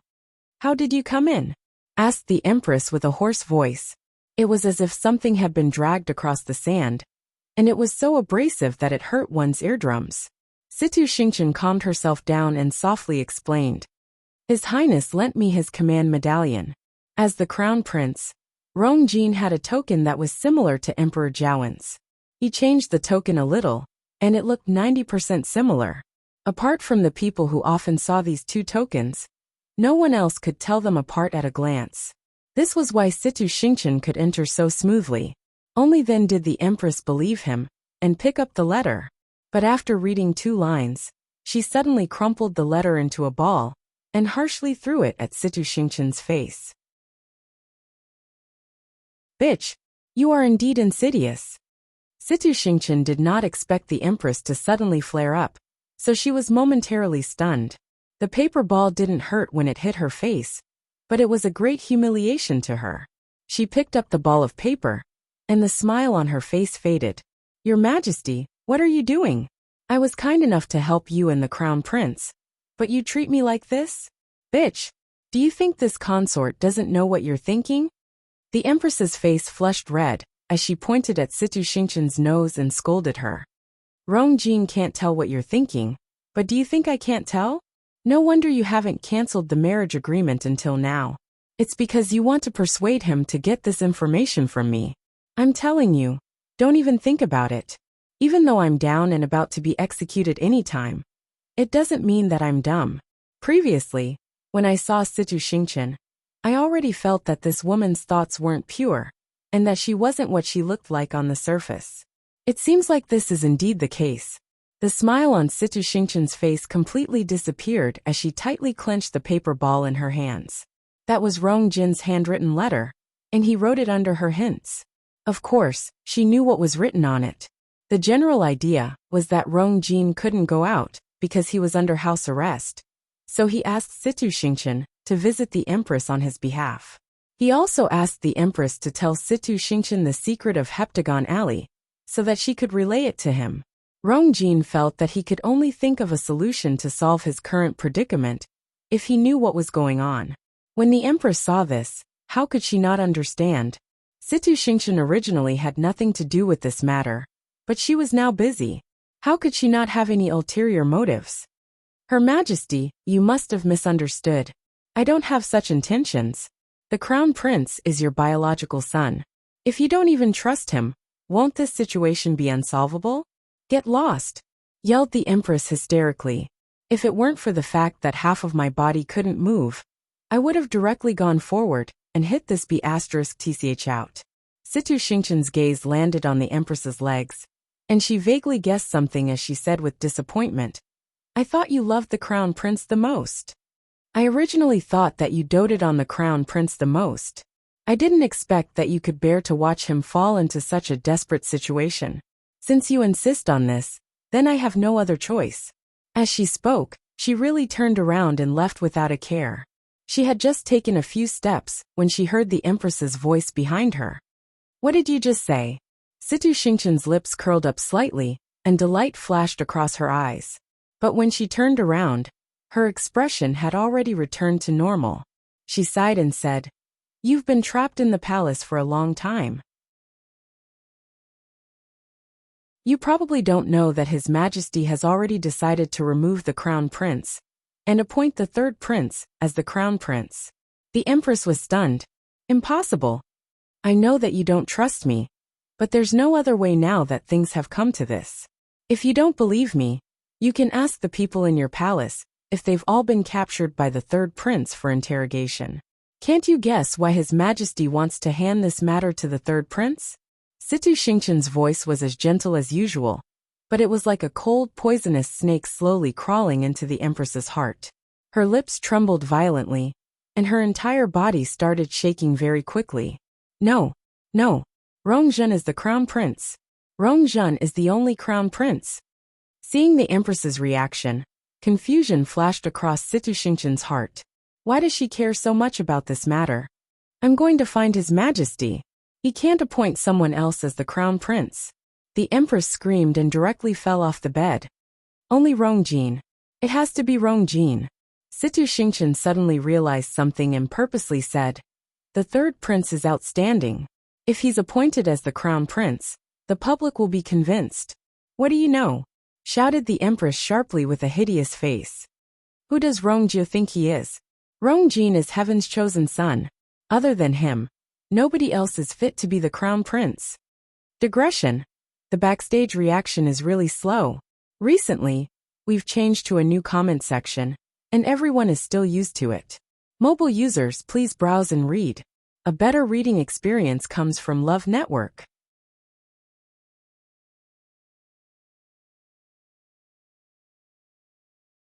Chapter 385.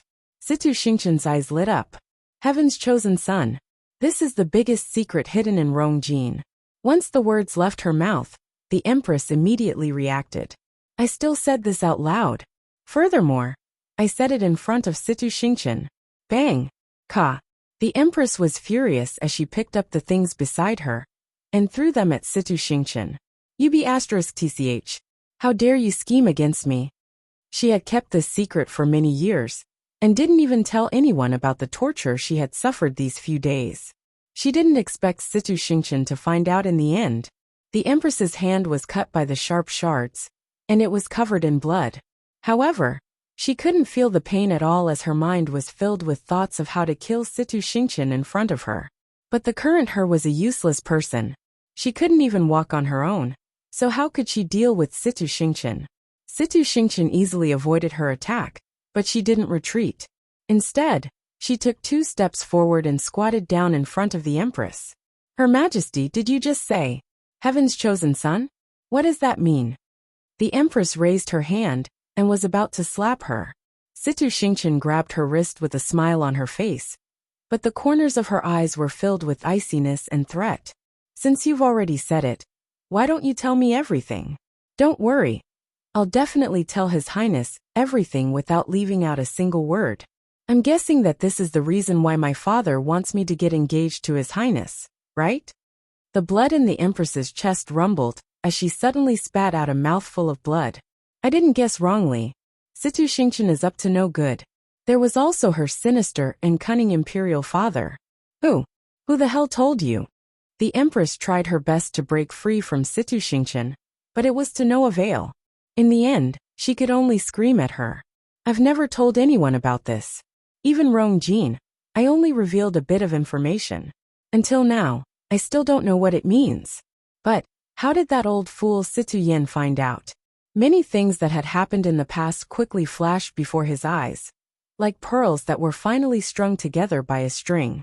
No wonder Situ Yin interacted and suggested a marriage.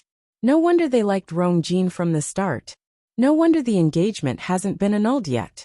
This treacherous father and daughter pair had come for this very reason. Situ Xingqian's ears buzzed from the Empress's ruckus, and she had completely exhausted her last bit of patience.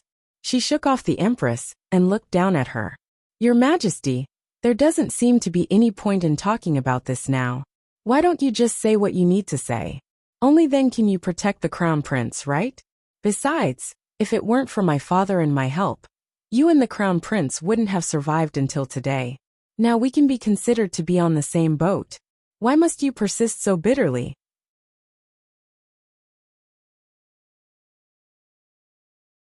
Don't tell me you still want to salvage the situation by yourself, with your half-crippled body?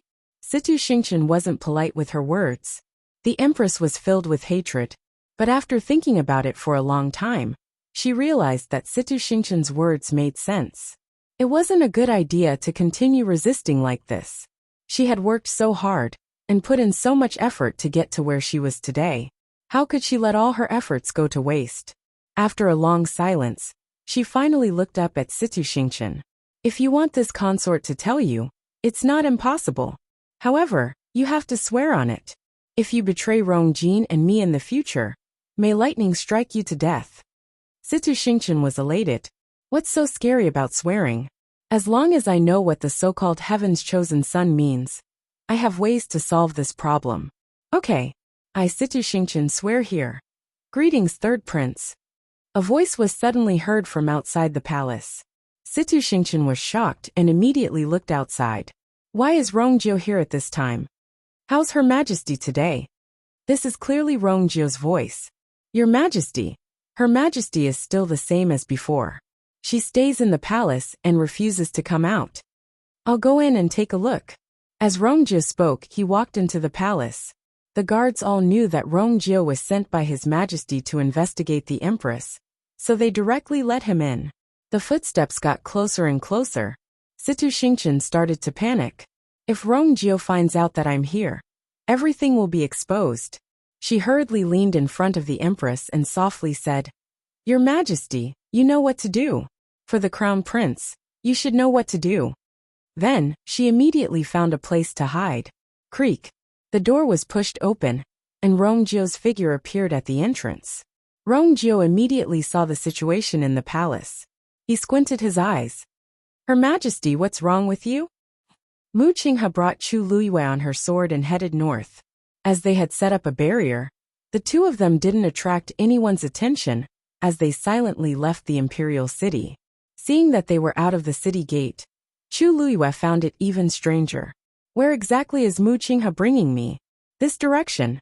Normally, nobody would come here because there are many mountains here, and the terrain is dangerous. More importantly, if we continue forward, we'll reach country Yao Chen's imperial mausoleum. However, Mu Qinghe had been silent, so she couldn't ask anything. The two of them continued forward like this. When she saw the extremely steep mountain peak, Chu Luiyue finally confirmed her guess. Mu Qinghe brought me to country Yao Chen's imperial mausoleum.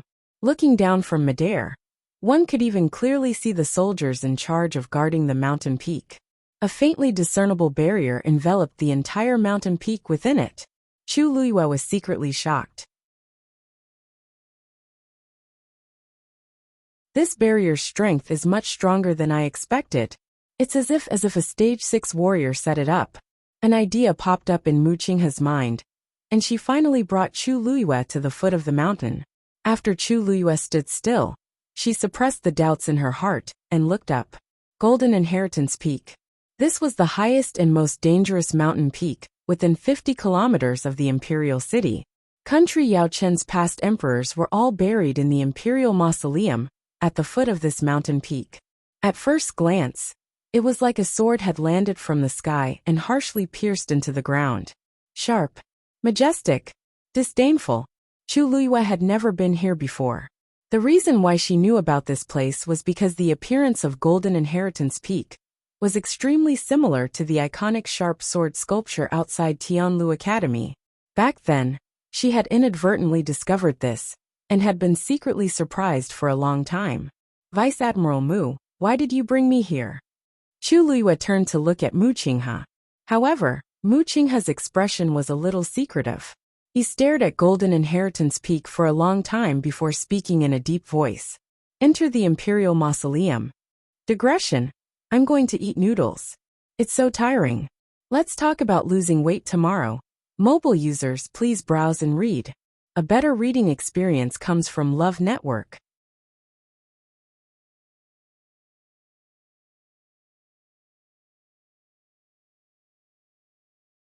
Chapter 386.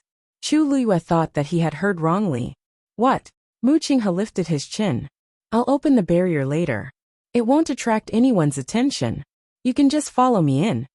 Chu Luiyue was dumbfounded. After all this time, Mu Qinghe was really going to enter the Imperial Mausoleum? Vice Admiral Mu, this isn't very appropriate, right? We're not from country Yao Chen's royal family. How can we casually enter a place like the Imperial Mausoleum? The problem wasn't whether it would attract anyone's attention, but that it wasn't right at all. Mu Qinghe glanced coldly at Chu Luiyue. He didn't show any anger. You don't want to go? Chu Luiyue was speechless.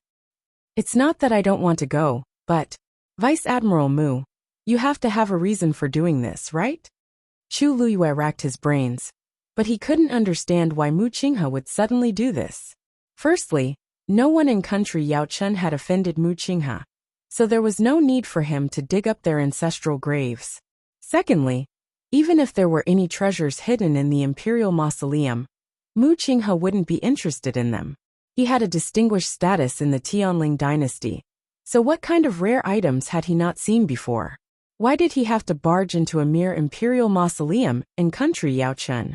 Mu Qinghe narrowed his eyes, and the scar on his face revealed a hint of fierceness. Chu Luiyue immediately felt a chill in his heart, so he obediently changed his tone. Please go ahead. With her current status, wouldn't she be looking for trouble if she asked Mu Qinghe for a reason? Since she was already here, she might as well go in with Mu Qinghe and see what he wanted to do. Seeing that Chu Luiyue was finally obedient, Mu Qinghe retracted his gaze. He raised his right hand, and several silver rays quickly gathered, finally condensing into a strange pattern in his palm. Chu Luiyue quickly glanced at it, and found that the pattern was somewhat familiar, as if he had seen it somewhere before. But soon, Mu Qinghe pushed her hand forward, and the silver pattern immediately flew out. Buzz! A faint buzzing sound could be heard. Ripples suddenly appeared in the void in front of him. It was the barrier that enveloped the entire Golden Inheritance Peak. The moment the silver pattern touched the ripples on the barrier, the buzzing sound suddenly disappeared, and even the ripples were instantly frozen. In the next moment, the silver pattern quickly melted and silently seeped into the barrier. A crack immediately appeared in the middle of the frozen enchantment, and then it spread in all directions. Finally, a round entrance with a faint silver glow appeared in front of the two of them. Chu Luiyue was slightly shocked. The Golden Inheritance Peak's barrier was not of a low grade, and its defensive power was also very strong. It was impossible to break through it so smoothly using ordinary methods. Generally speaking, only a specific item that was compatible with the barrier could open it completely without causing any ripples. Mu Qinghe obviously did not possess the key to country Yao Chen's Imperial Mausoleum's barrier, but the scene before her eyes. Chu Luyue suddenly recalled that when she went to look for Mu Qinghe a few days ago, he was not at home. She did not pay much attention to it at that time, but now that she thought about it, she felt that it was a little strange. It was obviously not Mu Qinghe's first time here. It could be seen that he had put in a lot of effort in order to enter the imperial mausoleum. Chu Luyue's mind raced, but her face was calm. Mu Qinghe turned around and glanced at her with a hint of scrutiny in his eyes. After a moment, he turned around and walked forward. "Follow me." Chu Luyue took a deep breath and looked up at the steep mountain peak again, as well as the faintly discernible barrier. There were at least 100 guards guarding Golden Inheritance Peak, and there were definitely experts overseeing it. But now that the barrier had been opened, they probably did not notice anything. She suppressed her thoughts and stepped over the barrier. Palace, Empress's bedroom.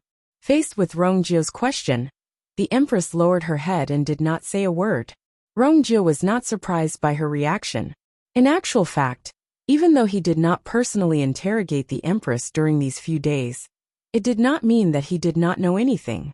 Ever since they returned from Heptagon Alley, the Empress had been like this. It seemed like she had gone crazy again. Rongjio was too lazy to waste time and directly asked her. "Her Majesty, I heard that you have an extremely precious box?" Once this was said, the Empress seemed to be greatly agitated as she suddenly looked up. "What box? I don't have it. I don't know." Rongjio lightly said. "The people around you have already spilled the beans, yet you're still unwilling to admit it?" The Empress was stunned and instantly guessed a little. She had always kept that item very carefully. After so many years, it was only broken by a eunuch once. Even though that eunuch only glanced at it unintentionally and did not know anything, the Empress still killed him. She originally thought that it was foolproof, but she did not expect there to be a loophole. That eunuch must have told the others before he died. Rongjio had captured all the people in the palace and interrogated them these few days. I don't know what ruthless methods he used, but he actually managed to get this out. Seeing the Empress's resistance and that she still wanted to deny it, Rongjio straightforwardly said, "Father already knows. He told me to tell you this. He told me to tell you that if you hand over the box obediently, everything will be fine. But if you're unwilling, I'm afraid you can't bear the consequences." The Empress was filled with hatred.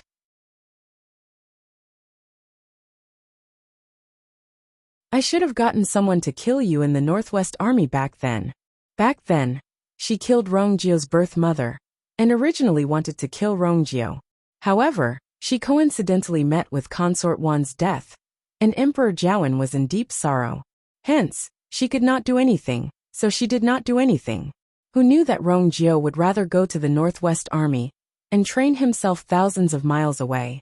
She thought that it was tough at the borders, and that it was hard to predict life and death on the battlefield. Perhaps, Rongjio would die there very quickly, so she gradually let go of this matter. Later on, when Rongjio had outstanding military achievements and rose up the ranks, it was very difficult for her to take action. Now Rongjio was clearly here to take revenge on her. Rongjio did not care about the Empress's complaints. "It seems like you're unwilling to hand over the item. Then, I'll report to father now."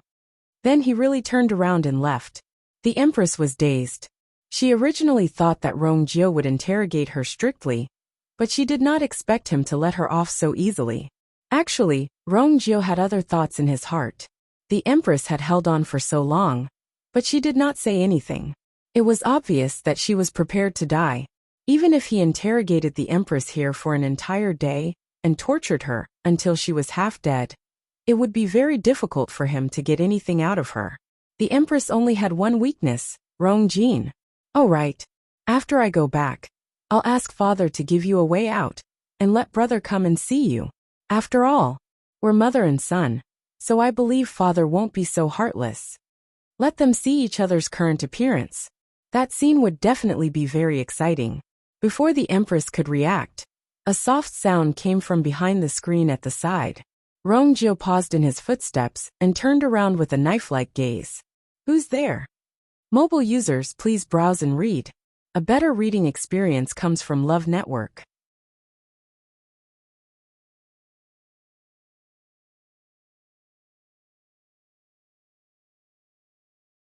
Chapter 387.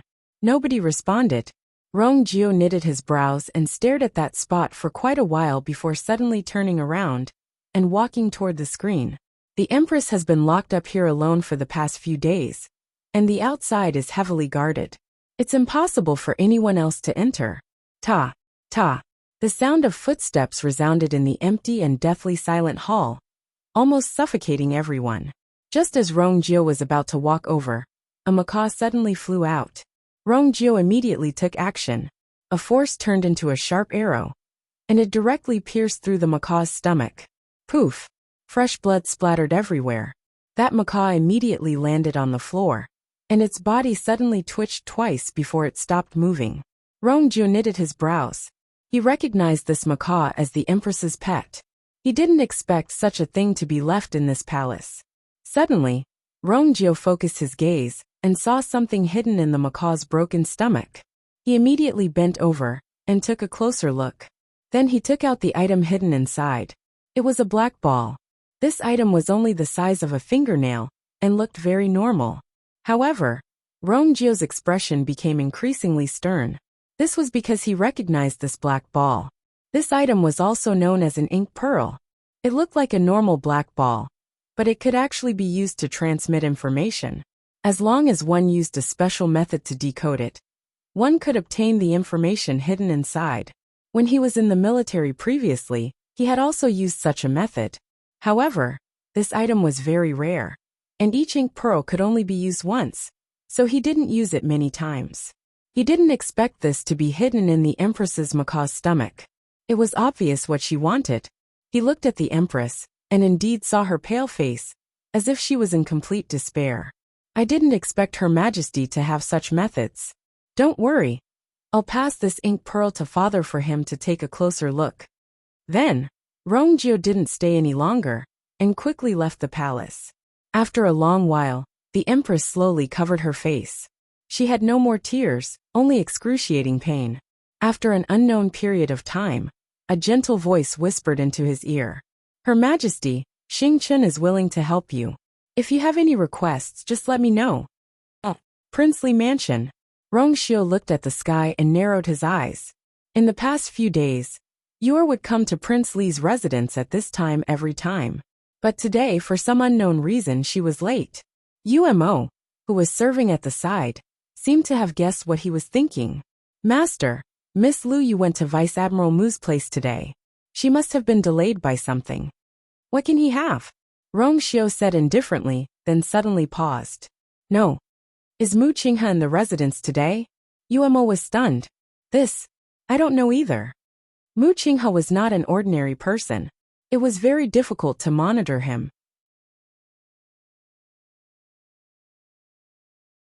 In the past few days, he seemed to be more alert than before. Umo was worried that he would alert the enemy, so he withdrew most of the people who were secretly monitoring him. Rong Jiu's expression turned cold. He suddenly stood up. Find out where Mu Qinghe is right now. Yes. When Umo heard Rong Jiu's words, he suddenly reacted. Could it be that Master suspected that Mu Qinghe took Miss Lu Yu away? Master, we have people at the Imperial City Gate. If there is any movement, they should send a message. If Mu Qinghe doesn't want them to know, he naturally has a way.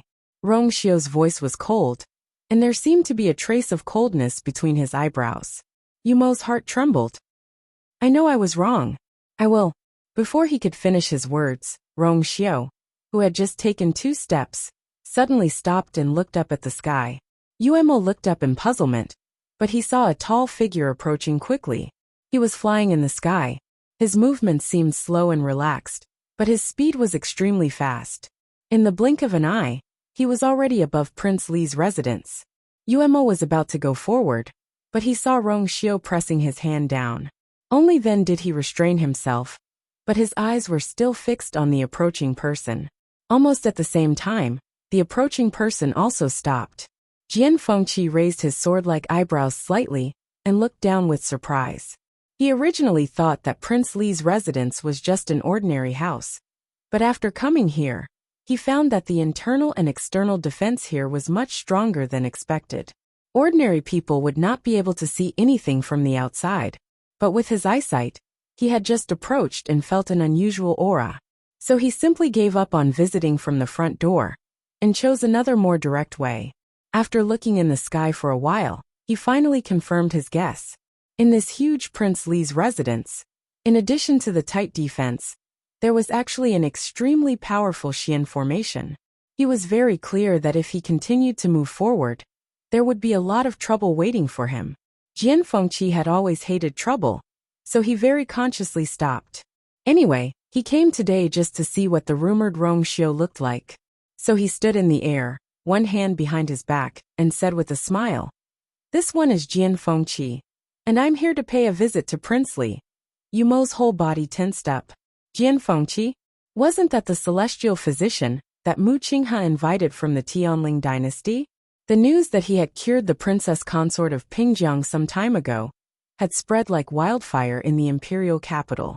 Many people tried to find ways to meet him, but this Jian Fengqi was very arrogant and refused all of them, not even meeting a single one. After all, it was normal for a celestial physician with such a background to be arrogant. But what was even more amazing was that he could be said to be elusive. Many people waited day and night, but still could not catch a glimpse of him. Why did such a person suddenly come to Prince Li's residence today? And he even said that he wanted to meet the master? Jian Fengqi's eyes suddenly focused as soon as he finished speaking. A young man in white stood in the middle of the courtyard.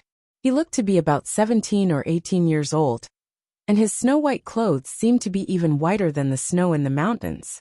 Just by standing there, he seemed to have gathered all the light, making people involuntarily focus their attention on him. His appearance was noble and unparalleled, and his charm was unparalleled. Jian Fengqi believed that his appearance and temperament were top-notch, but when he saw the appearance of this young man in white, he instantly understood what it meant to feel inferior. In an instant he understood Mu Hongyu's words. Not to mention country Yao Chen. Even in the Tianling dynasty, this young man's charm was almost unparalleled. Even Jiang Yuqing's thing was instantly at a disadvantage. Rongxiu's voice was cold as he said indifferently, "May I know why young Master Jian is looking for me?" Jian Fengqi suddenly narrowed his eyes. "Your Highness, have we met somewhere before?" Mobile users, please browse for a better reading experience from Love Network.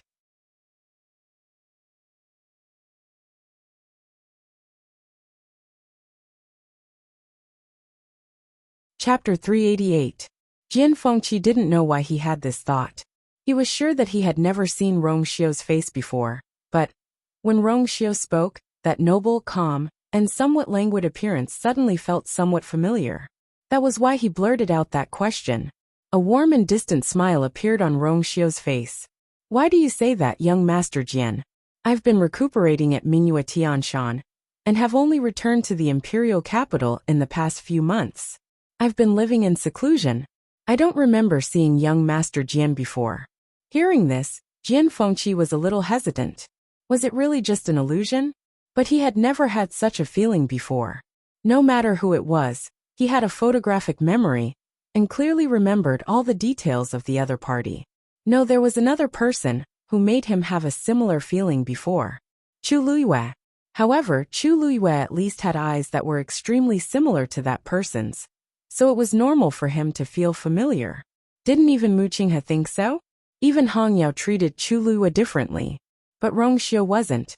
This face was clearly unfamiliar to him. But that aura. Haha, it seems that I remembered wrongly. But it seems that I have quite the affinity with Prince Li. As Jian Fengqi spoke, he secretly sighed in his heart. There was such a person in the imperial capital, but he didn't notice it at all before. It wasn't just him. Obviously, even the people in country Yao Chen thought that Rongxiu was just a sickly person who couldn't even leave the residence.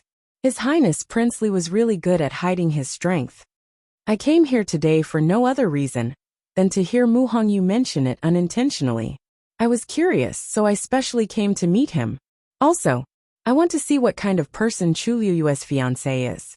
Jian Fengqi's words were too straightforward, and even seemed a bit provocative. But according to his status, there seemed to be nothing wrong with what he said. After all, Even Emperor Jiawen had to be polite to him. When Rong Xiu heard him mention Chu Luiyue, his eyes flickered. You went to Vice Admiral Mu's place today. If young Master Jian wishes to see this prince, you can just inform him. This prince will specially invite young Master Jian to be a distinguished guest. Now that they were here, Prince Li's mansion might not be able to entertain them well. Jian Fengqi laughed. This young master has never liked to trouble others. I'll just take care of this small matter myself. Besides, she might not have the time today. Rong Xiu had a thought. Oh, Jian Fengqi suddenly realized something, and looked at Rong Xiu with a serious expression. Shortly after, the smile at the corner of his mouth deepened, and was tainted with a trace of evil. So Prince Li is trying to get information from me? Rong Xiu's expression didn't change. Jian Fengqi was a smart person, and some superficial skills couldn't be hidden from his eyes. Hence, there was no need for him to pretend. Young Master Jian, please tell me where you is now. Rong Jiu returned to the imperial study, and presented the ink pearl to Emperor Jiawen. Emperor Jiawen held the ink pearl, and looked at it for a while before he knitted his brows. Do you know how to break this thing? Rong Jiu paused and said, there are 2 types of ink pearls. There are 2 ways to break the ink pearl. However, I've already tried it before, and it didn't work. It was obvious that the Empress's shocking secret was hidden inside. Once it was broken, the Empress's side would most likely collapse. However, he quickly realized that this ink pearl was different from normal ink pearls. With his own abilities, he couldn't break the contents at all. There seems to be a special seal on this ink pearl, but I'm useless and can't recognize it. Emperor Jiawen stared at the ink pearl, and fell into deep thought. If even you can't do it, I'm afraid it's a little troublesome. Rong Jiu had many years of experience in the military, so he should be the best at dealing with such things. However, even he couldn't do anything about it, let alone the others. Looking at Emperor Jiawen's troubled look, Rong Jiu thought for a while and said, Tian Lu is an expert from the Imperial Study Academy. Tian Lu Academy's dean, Elder Yi, is very knowledgeable. Emperor Jiawen paused and shook his head. This is a serious matter, so it's better to be careful. You also have to be careful on your side, and not leak any information. Yes, doubts flashed across Rong Jiu's heart. This matter involves the Empress and the Crown Prince, so it's right for father to be careful. But isn't he being too careful? What kind of person is Elder Yi? Yet, father doesn't even want to tell him. It's as if he's afraid of something. However, Rong Jiu was a smart person. Since he could tell what Emperor Jiawen was thinking, he would naturally go along with it. You can leave first. Emperor Jiawen put away the ink pearl, leaned against the chair, and waved his hands tiredly. Rong Jiu wanted to say something, but stopped himself. He wanted to take the ink pearl back and study it in detail, but he swallowed his words in the end. I'll take my leave. After leaving the palace, Rong Jiu was still thinking about the ink pearl.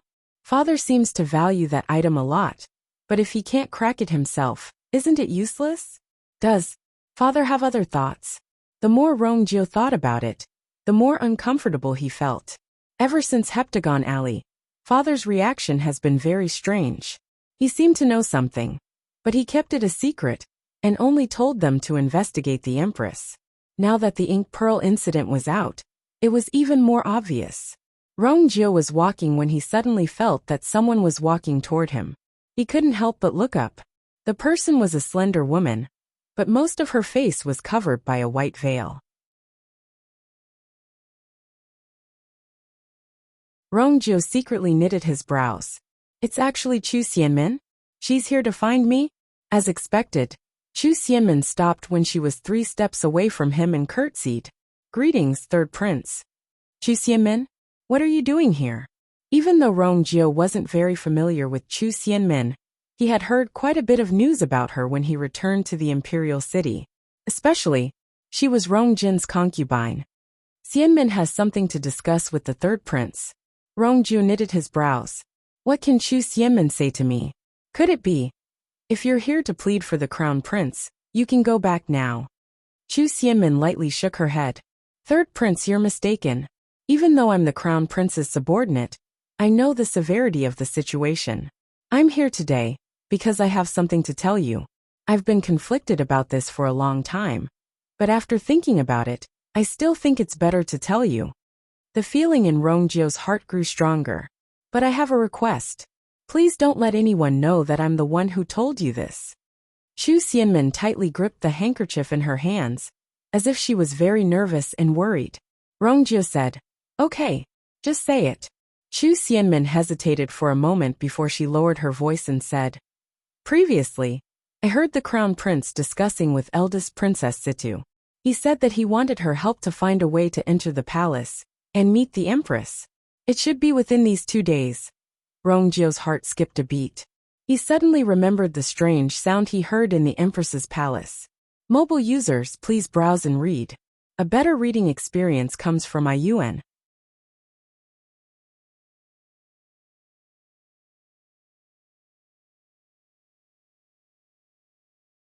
Chapter 389. Golden Inheritance Peak. Chu Liyue followed Mu Qinghe forward. The surrounding forest was verdant and lush, perfectly concealing the two of them. Other than the occasional sound of the wind blowing the leaves, the surroundings were silent. Soon, a flight of stairs appeared in front of the two of them. Chu Liyue looked up. Layers of stairs were stacked on top of each other, extending from the foot of the mountain to the top. At a glance, it was almost impossible to see the end. It was said that there were a total of 999 steps on this flight of stairs. Golden Inheritance Peak was steep, and it was imaginable how much manpower and resources were needed to build such a flight of stairs. At the top of the mountain was the place where country Yao Chen's emperor worshipped his ancestors every year. Other than the emperor, even the Empress didn't have the qualifications to climb to the top of the stairs. She could only stay at the bottom and wait quietly. Chu Liyue couldn't help but glance at Mu Qinghe in front of him. Don't tell me he wants to go to the top. Furthermore, he previously said that he wanted to enter the Imperial Mausoleum. Chu Liyue only thought of a problem now. Where is the entrance to the Imperial Mausoleum? Golden Inheritance Peak was surrounded by strict guards, and there was only one flight of stairs on the way up. The Imperial Mausoleum was buried under Golden Inheritance Peak. After walking for such a distance, she didn't find any suspicious places that could be used as an entrance. Other than the trees, there were only rocks. Mu Qinghe continued to walk up, and Chu Liyue could only continue to follow. The two of them weren't slow, and it didn't take long for them to reach the middle of the mountain. At this point, Mu Qinghe finally turned back to look at Chu Liyue. Other than her slightly flushed cheeks and some fine beads of sweat on her forehead, she didn't look tired at all. This was absolutely impossible for an ordinary rank 2 warrior to do. But to Chu Liyue, it didn't seem to be a difficult task. "Vice Admiral Mu, what's the matter?" Chu Liyue saw that she had stopped and couldn't help but ask curiously.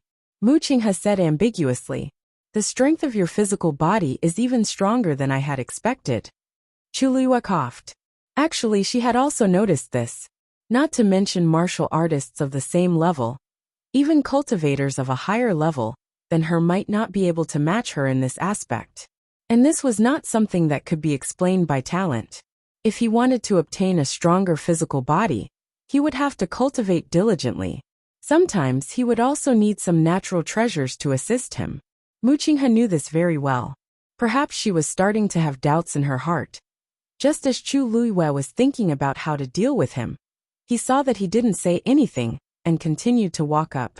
Chu Liyue didn't say anything and just followed behind him at a leisurely pace. She vaguely felt that Mu Qinghe seemed to be a little anxious. Why was he in such a hurry? Time passed by bit. Chu Liyue and Mu Qinghe finally finished half of the stairs. Chu Liyue's heart trembled as she looked up at the mountain peak in front of her.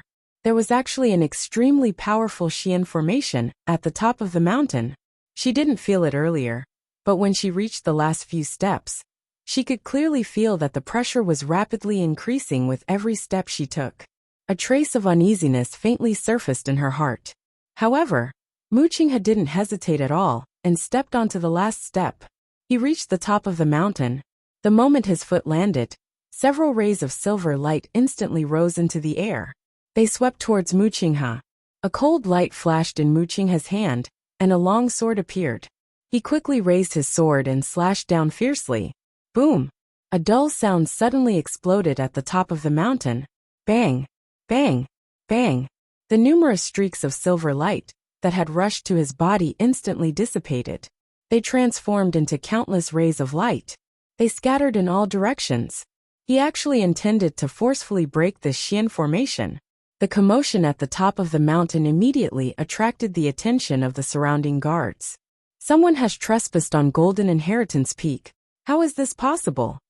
The barrier outside Golden Inheritance Peak didn't move at all. But the fluctuation just now did indeed come from the top of the mountain. As they spoke, numerous figures instantly rushed up into the air. At the same time, someone finally saw Muqinghe and Chu Liyue's figures. There are two people at the top of the mountain. This caused everyone to be dumbfounded. Golden Inheritance Peak was heavily guarded. Who exactly was it that dared to silently barge in and even reach the top of the mountain? A black-robed elder shouted in a deep voice. Everyone listen up. Seal off Golden Inheritance Peak immediately. Don't let those two people escape. His deep and powerful voice reverberated mightily. Yes. The black-robed elder frowned and rushed forward, wanting to see who exactly those two people were. There weren't many people with such strength in country Yaochun, so he didn't know who was so audacious. Unfortunately, due to the cover of the forest on the mountain peak, he couldn't see the two people's faces. He could only vaguely recognize that they seemed to be a man and a woman. Boom, boom, boom, boom. Right at this moment, a series of booming sounds came from the top of the mountain. The black-robed elder was shocked. The Xian formation on the mountain peak had actually been broken by the other party. That was a Xian formation that had been passed down for thousands of years in country Yaochun. How could it be broken so easily? The other party's strength was probably stronger than what he had imagined. Without hesitation, he took out a bamboo tube and injected some force into it. Then, he suddenly threw it into the air. Boom! Bright and dazzling fireworks bloomed in the sky. At the same time, a deafening sound was heard. Chu Liyue watched as Muqinghe raised her sword and slashed open a path. Frenzied energy fluctuations spread in all directions, almost suffocating her. Muqinghe stood in the middle of the turbulence, her clothes fluttering in the wind. Right at this moment, Chu Liyue heard the shocking sound. When she looked up, she saw the huge fireworks. The other party had discovered them and was already requesting for reinforcements. Chu Liyue gritted her teeth. Then, she finally took the last step and reached the top of the mountain. Just as she was about to follow Muqinghe, the transparent water droplet in her dantian suddenly started to spin. An indescribable summoning suddenly came from beneath her feet. Chu Liyue was shocked and immediately looked down. This power came from below the mountain. Before she could figure out what was going on, the ground beneath her feet suddenly moved. Chu Liyue looked over and realized that she had unknowingly stepped on a huge circular plate. This circular plate was embedded on the top of the mountain. If one didn't look carefully, one wouldn't be able to distinguish it from the ground beside it. It was only at this moment that it started to spin slowly that it became especially obvious. In the next moment, Chu Liyue's body instantly fell. Muqinghe sensed the movement behind her and finally turned around to take a look. She happened to see Chu Liyue's figure disappear into the circular plate. A strange light flashed across her eyes. In the next moment, she jumped without hesitation. When the black-robed elder rushed over, he realized that there was a huge circular plate on the top of the mountain that was slowly rotating. He was shocked. The Imperial Mausoleum had actually been activated. Mobile users, please browse for a better reading experience from Love Network.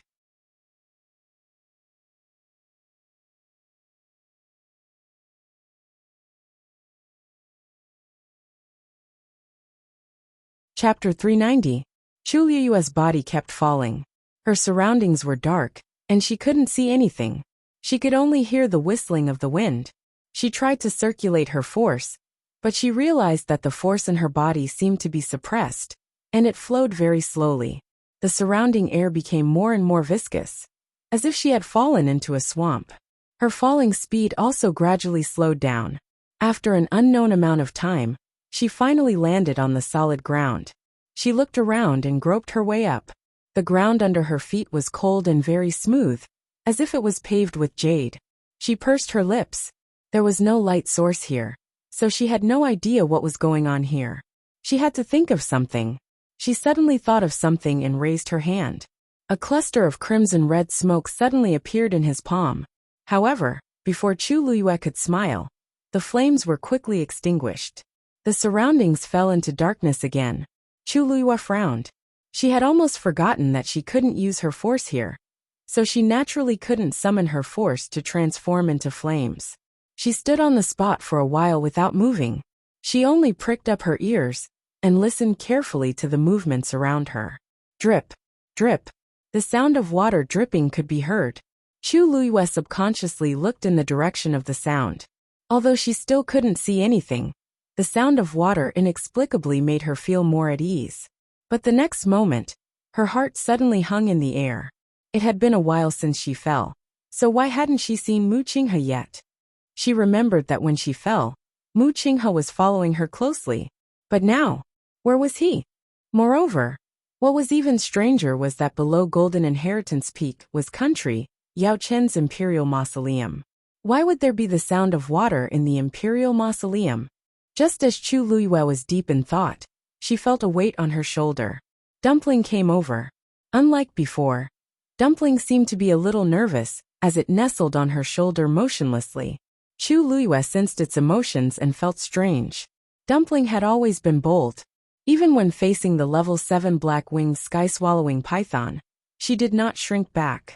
She even dared to curse at the legendary three-eyed eagle. She had always been fearless. What happened this time? Chu Liyue patted its head to comfort it.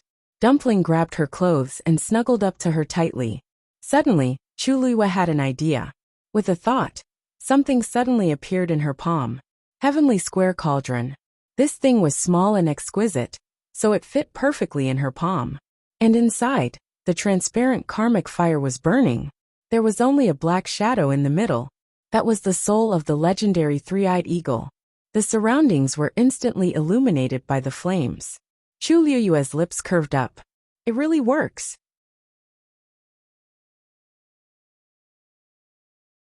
Since this heavenly square sacred cauldron could suppress a divine beast, it must be extremely powerful. Chu Liyue thought that perhaps the hellfire inside could resist the suppression here. The result was as expected. After a moment, the legendary three-eyed eagle's incredulous voice was heard. Why you actually used the heavenly square sacred cauldron to light up the place? Because of the shock, its voice was trembling slightly. It never expected that the first time it officially left Chu Liyue's Dantian would be in such a situation. Does Chu Liyue know what the heavenly square sacred cauldron is? Yes, make the best use of it. Chu Liyue did not care at all, and her voice was light. The legendary three-eyed eagle was speechless. Chu Liyue ignored it and looked around. The surroundings were empty. There was actually nothing, but the ground was actually paved with green and white jade. Chu Liyue was slightly shocked.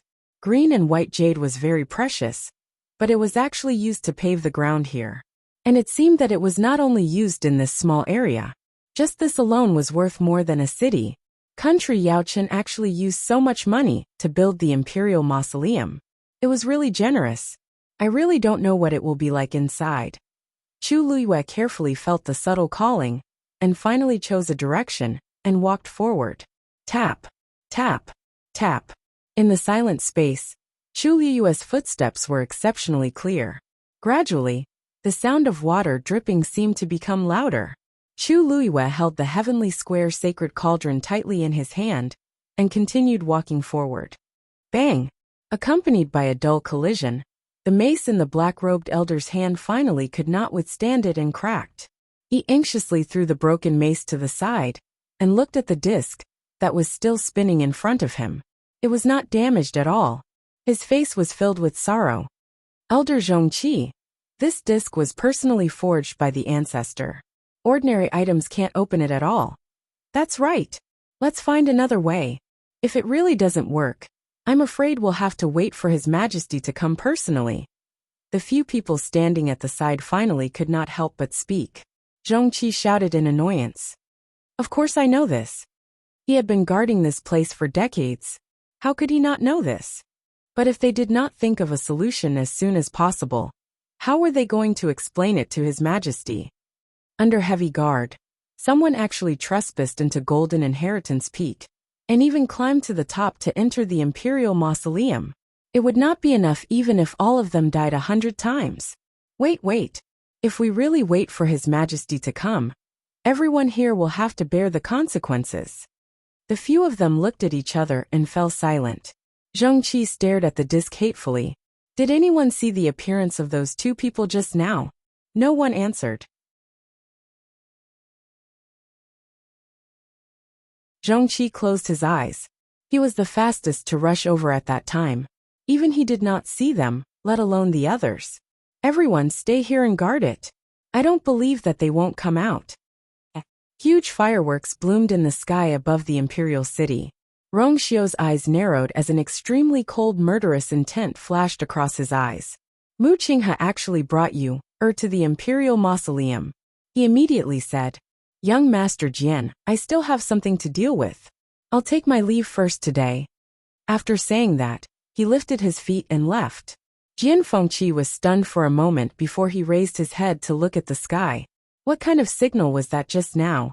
From the looks of it, the commotion caused was not small.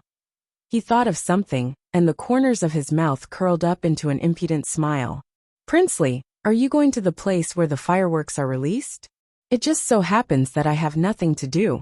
How about I go with you? Rongxiu suddenly looked back, and quietly glanced at Jian Fengqi. In an instant, a biting cold and terrifying murderous intent swept toward Jian Fengqi. Mobile users, please browse for a better reading experience from Love Network.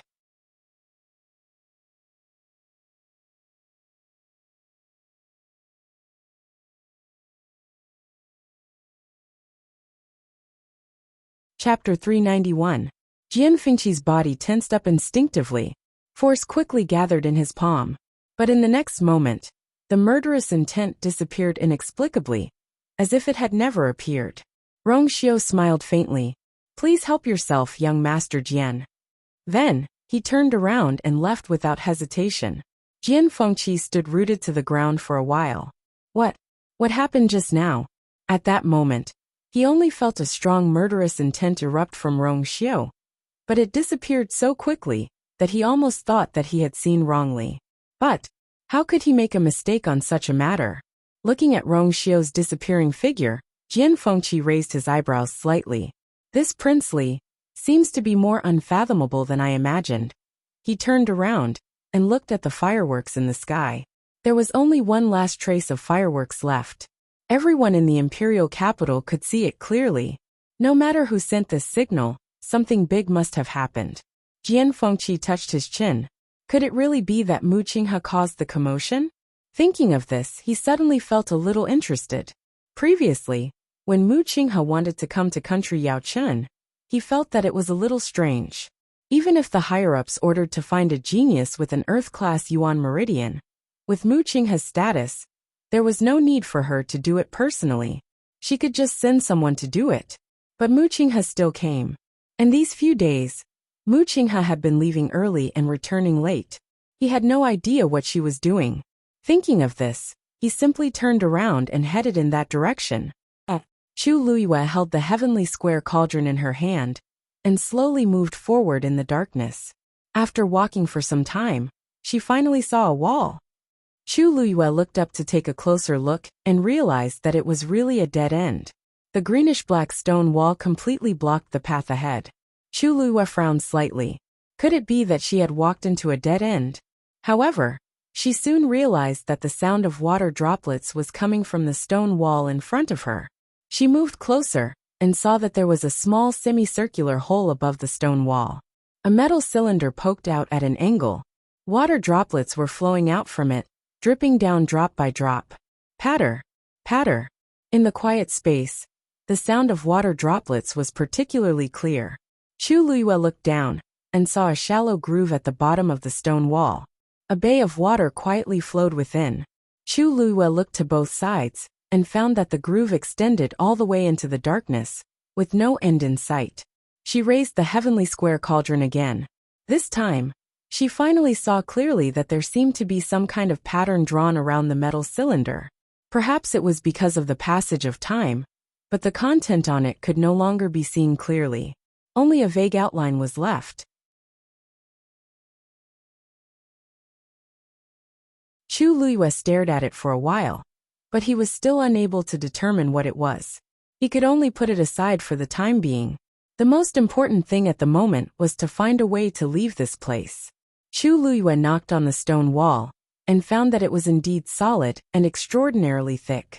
It was definitely not something that she could break open by force alone. Then she carefully checked it again, but did not find any mechanism. Could it be that she could only go back the way she came? Chu Luiyue frowned. She clearly felt that there was something behind the stone wall that was attracting her. She was unwilling to give up just like that. Besides, even if she went back, how was she going to return to the top of the mountain? Not to mention that she could not fly now. Even if she could, this strange space suppression would prevent her from using it. Patter, patter. The water droplets fell at a very uniform speed. Chu Luiyue looked at the metal cylinder again. If the water was flowing out from inside, then what kind of scene was it inside? All of a sudden, Tuanzi jumped onto the metal cylinder. Chu Luiyue's eyes twitched. Dumpling, you can't bite this casually. Who knew what was going on in the Imperial Mausoleum? If they rashly destroyed the stone wall, it might cause trouble. There had always been many things to pay attention to in the mausoleum, especially in the Imperial Mausoleum. It could be said that it was filled with traps. Chu Luiyue did not want to lose her life here. Dumpling shook its head, a look of disdain in its eyes. I have a lot of requirements, okay? Why would I just bite anything I see? Then, Dumpling pointed at the metal cylinder under its feet and hugged it with its claws. Chu Luiyue suddenly understood. You want me to turn this thing? Dumpling immediately nodded excitedly. Chu Luiyue hesitated. This thing shouldn't be moved, right? Although she said that, she still stretched out her hand. The metal cylinder was cold to the touch, and a chill instantly spread to the bottom of her heart. Chu Luiyue held her breath and focused, gently turning it. Crack. The metal cylinder actually moved. Chu Luiyue suppressed the shock in her heart and slowly turned it along with the force. When the metal cylinder turned 180 degrees, Chu Luiyue finally heard a crisp sound. It seemed to be the sound of the built-in buckle fitting. Chu Luiyue let go of her hand, and in the next moment, on the stone wall in front of her, golden starlight suddenly appeared. Those starlight were like stars in the dark night, bright and dazzling. Chu Luiyue raised her hand to cover her eyes, but from the corner of her eye, she saw that the golden starlight gradually connected into a line. Then a huge and strange pattern was drawn. Chu Luiyue was shocked. This was clearly the blurry pattern she saw earlier. At this moment, the light lit up, and the outline gradually became clear.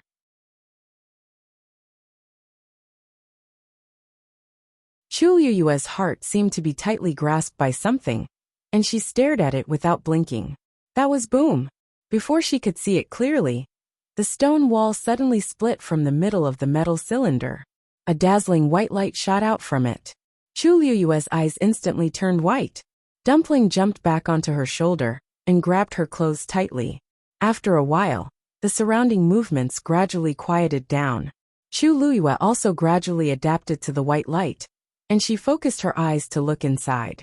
When she saw the scene in front of her, she finally couldn't help but gasp. He saw a wide river flickering with silver light flowing through the sky.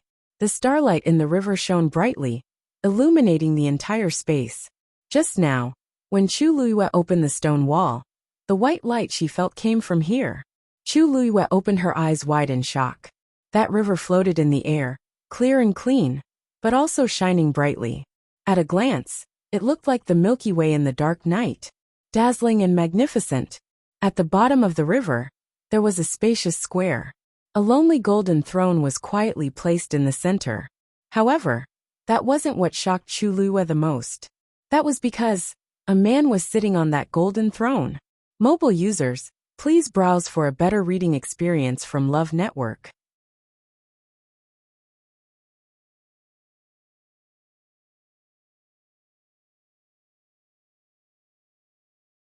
Chapter 392.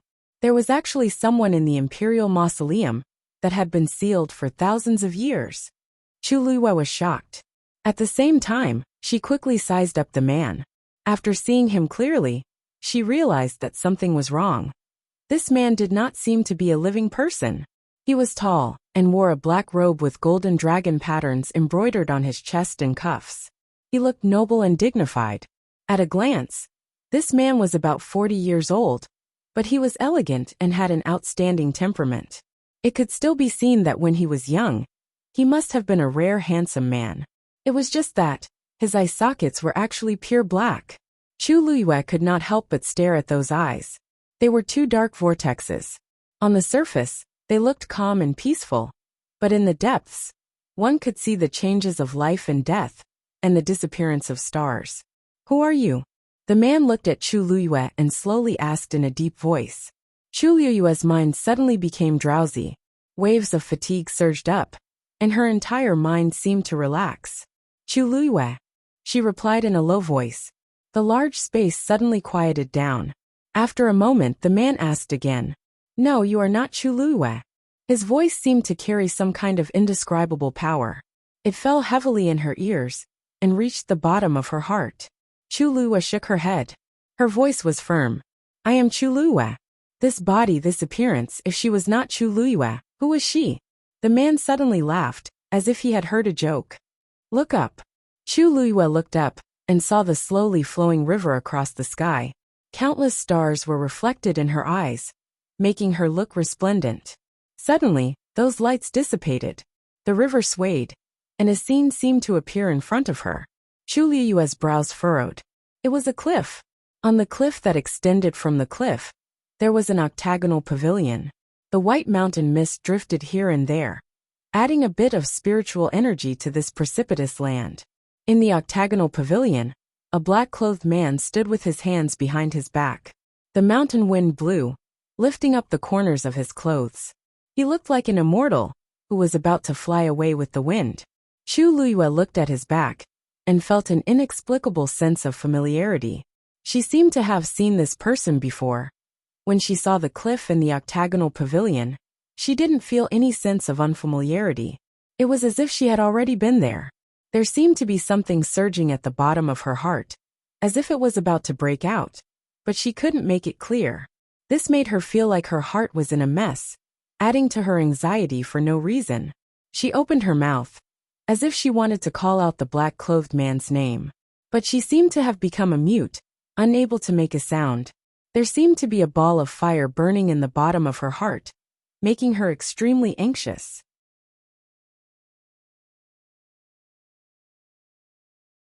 "You." Chu Luiyue anxiously wanted to speak, but just as he managed to spit out a word, he saw the black-clothed man suddenly turn sideways. Chu Luiyue suddenly paused and stared intently. However, just as she was about to see the man's face, she suddenly felt a sharp pain in her hand. Chu Luiyue was jolted awake. Looking down, she realized that Dumpling had bitten her hand hard. Dark red blood gradually seeped out of the wound, waking her up completely.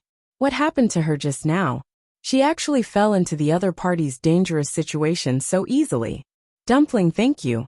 Just now, I almost," Chu Luiyue said softly, but suddenly stopped. Almost what? Why was she rejoicing in the depths of her heart? This feeling rarely appeared to her. Usually, she would only feel this way when she was trying to avoid making a big mistake. But in that situation just now, although her mental defenses were almost broken, it didn't seem to have anything to do with her biggest secret. Why did she have the illusion that she had survived a disaster? Chu Luiyue looked up again. The suspended river had returned to its original state, and the scene on it had completely disappeared, as if it had never appeared, including that cliff, that octagonal pavilion, and that man. Chu Luiyue pursed her lips. She was so eager to see the man's appearance. This had never happened before. She suppressed the waves in her heart, clenched her fists, and looked at the man on the throne. "Do you think that you can trap me with such an illusion?" The black-clothed man's face revealed a meaningful smile. "Do you think that was an illusion?" Chu Luiyue's heart sank. All the scenes that appeared in the weak water came from your memory. Whatever you are thinking, It will naturally reflect what you are thinking. A low and slow voice sounded, and every word was like a clap of thunder. Chu Liyue's body tensed up. If that was the case, the scene she saw just now was real. But in her past life and present life, there was no such scene in the memory of her two lives. I don't even know your identity, how can I believe what you say? Chu Liyue sneered. I can be sure that I have never seen that scene. Your method of lying is a little too clumsy. Oh, are you really sure? The man seemed unmoved, and calmly continued to ask. Chu Liyue's heart jumped, and she secretly gritted her teeth. Rationally, she believed that every word she said was correct, because she really did not remember that scene. However, in the depths of her heart, there was a faint uncertainty, because everything she saw just now had an indescribable sense of familiarity, especially the man standing with his hands behind his back. She only saw a back view, but had the urge to call his name. If she really had not seen it before, how could this be? You don't know my identity, but I know who you are. The black-clothed man raised his eyes, staring at Chu Liyue with a confident smile. It was as if everything was under his control. Who exactly are you? Chu Liyue shouted in a deep voice. You will naturally know when you find me, the man said, and suddenly stood up. I'll wait for you. Then, without waiting for Chu Liyue to react, his figure instantly turned into countless silver stars and flew into the river in midair. Without a trace, Chu Liyue came back to her senses after a while. That black-clothed man left just like that. He said that he would find him. Where could she find him? She couldn't possibly enter that river too, right? On one hand, she couldn't go up at all. On the other hand, who knew what would happen if she entered? Chu Liyue pondered for a moment, and finally decided to continue forward, heading towards the throne in the middle. Other than the throne, there was nothing else here. If she couldn't find any clues on it, then she would really have a headache. Chu Liyue walked step by step, and finally stood in front of the throne. Suddenly, her eyes focused, and she carefully stared at the back of the throne. In the middle position there was a line of words. East of the weak water. Gold. Mobile users, please browse and read. A better reading experience comes from Love Network.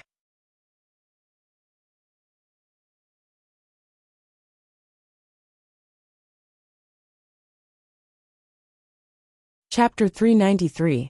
In the palace. Rongjio took big strides toward the imperial study. All the palace maids he met on the way greeted him respectfully. Now that the crown prince and empress were under house arrest, His Majesty had handed many things to the third prince.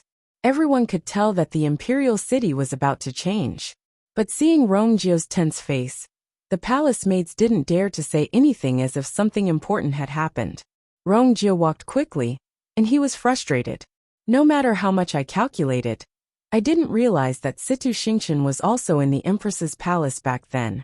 If I was more careful back then, I would have definitely noticed something amiss. Perhaps, I could have walked forward and pulled the screen aside to discover Situ Xingqian. But, I didn't. Things had been going too smoothly these few days, so I was so careless that I forgot about this person's existence. At first I didn't care about it, but thinking about it now, I feel that there's something fishy going on. Situ Xingqian and Rongjin had a marriage agreement, but she didn't ask to cancel it even after Rongjin got into trouble. What else could it be if she didn't have a motive? Situ Xingqian must know something, so she's willing to help the Empress and Rongjin. I actually didn't think of checking on Situ Xingqian before this.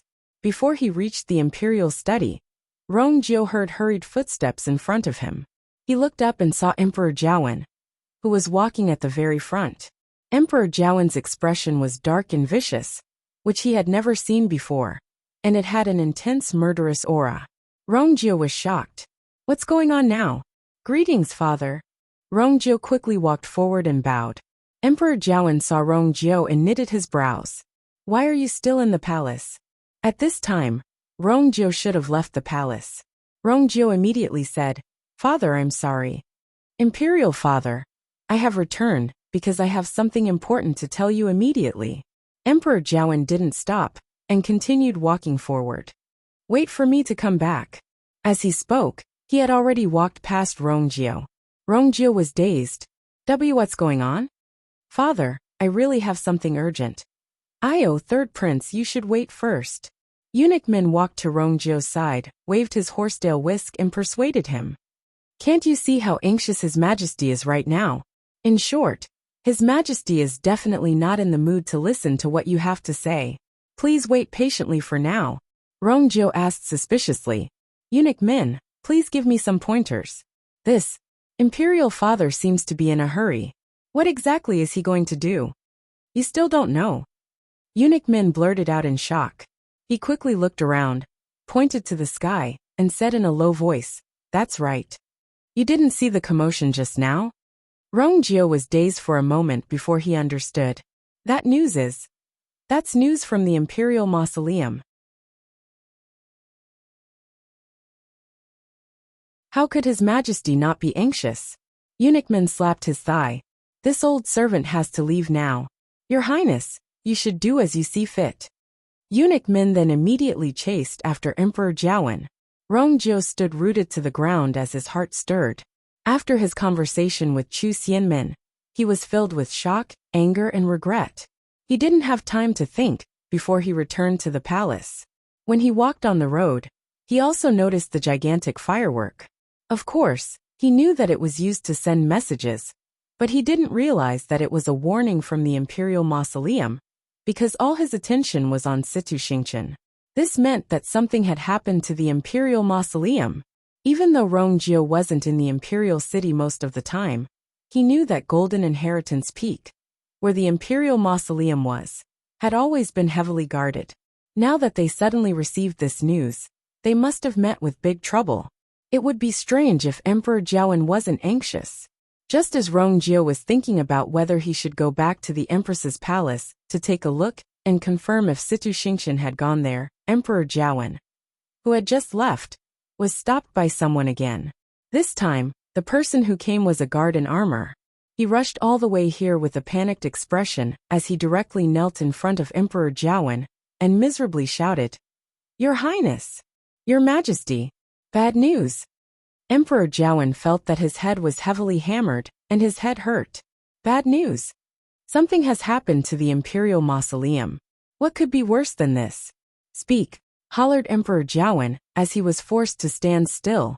That guard knelt on the floor, and his body shivered. Your Majesty, Her Majesty! Her Majesty has passed away. The surroundings suddenly fell into dead silence. Emperor Jiawen's expression froze. Upon hearing this, Rongjio looked up and saw that the guard was indeed the person in charge of guarding the Empress's palace. Did he just say that the Empress has passed away? An ominous feeling surged in Rongjio's heart. He hurriedly walked to that guard's side. What did you just say? Say it again. That guard was shocked by his sudden questioning as he shivered and said with a trembling voice, Her Majesty, Her Majesty, Her Majesty killed herself. Useless. Emperor Jiawen finally reacted as he harshly kicked that guard's heart. Didn't I say that no matter what, I have to take good care of the Empress? It wouldn't be enough even if the Empress died 1,000 times for what she did. However, he still had many things that he hadn't asked clearly. Now that she suddenly died, what should he do next? You! What exactly did you do? That guard endured the pain as he fearfully said, Your Majesty, we've been guarding outside the palace. Your Majesty, we've been standing guard outside, and we'll go in to check every hour.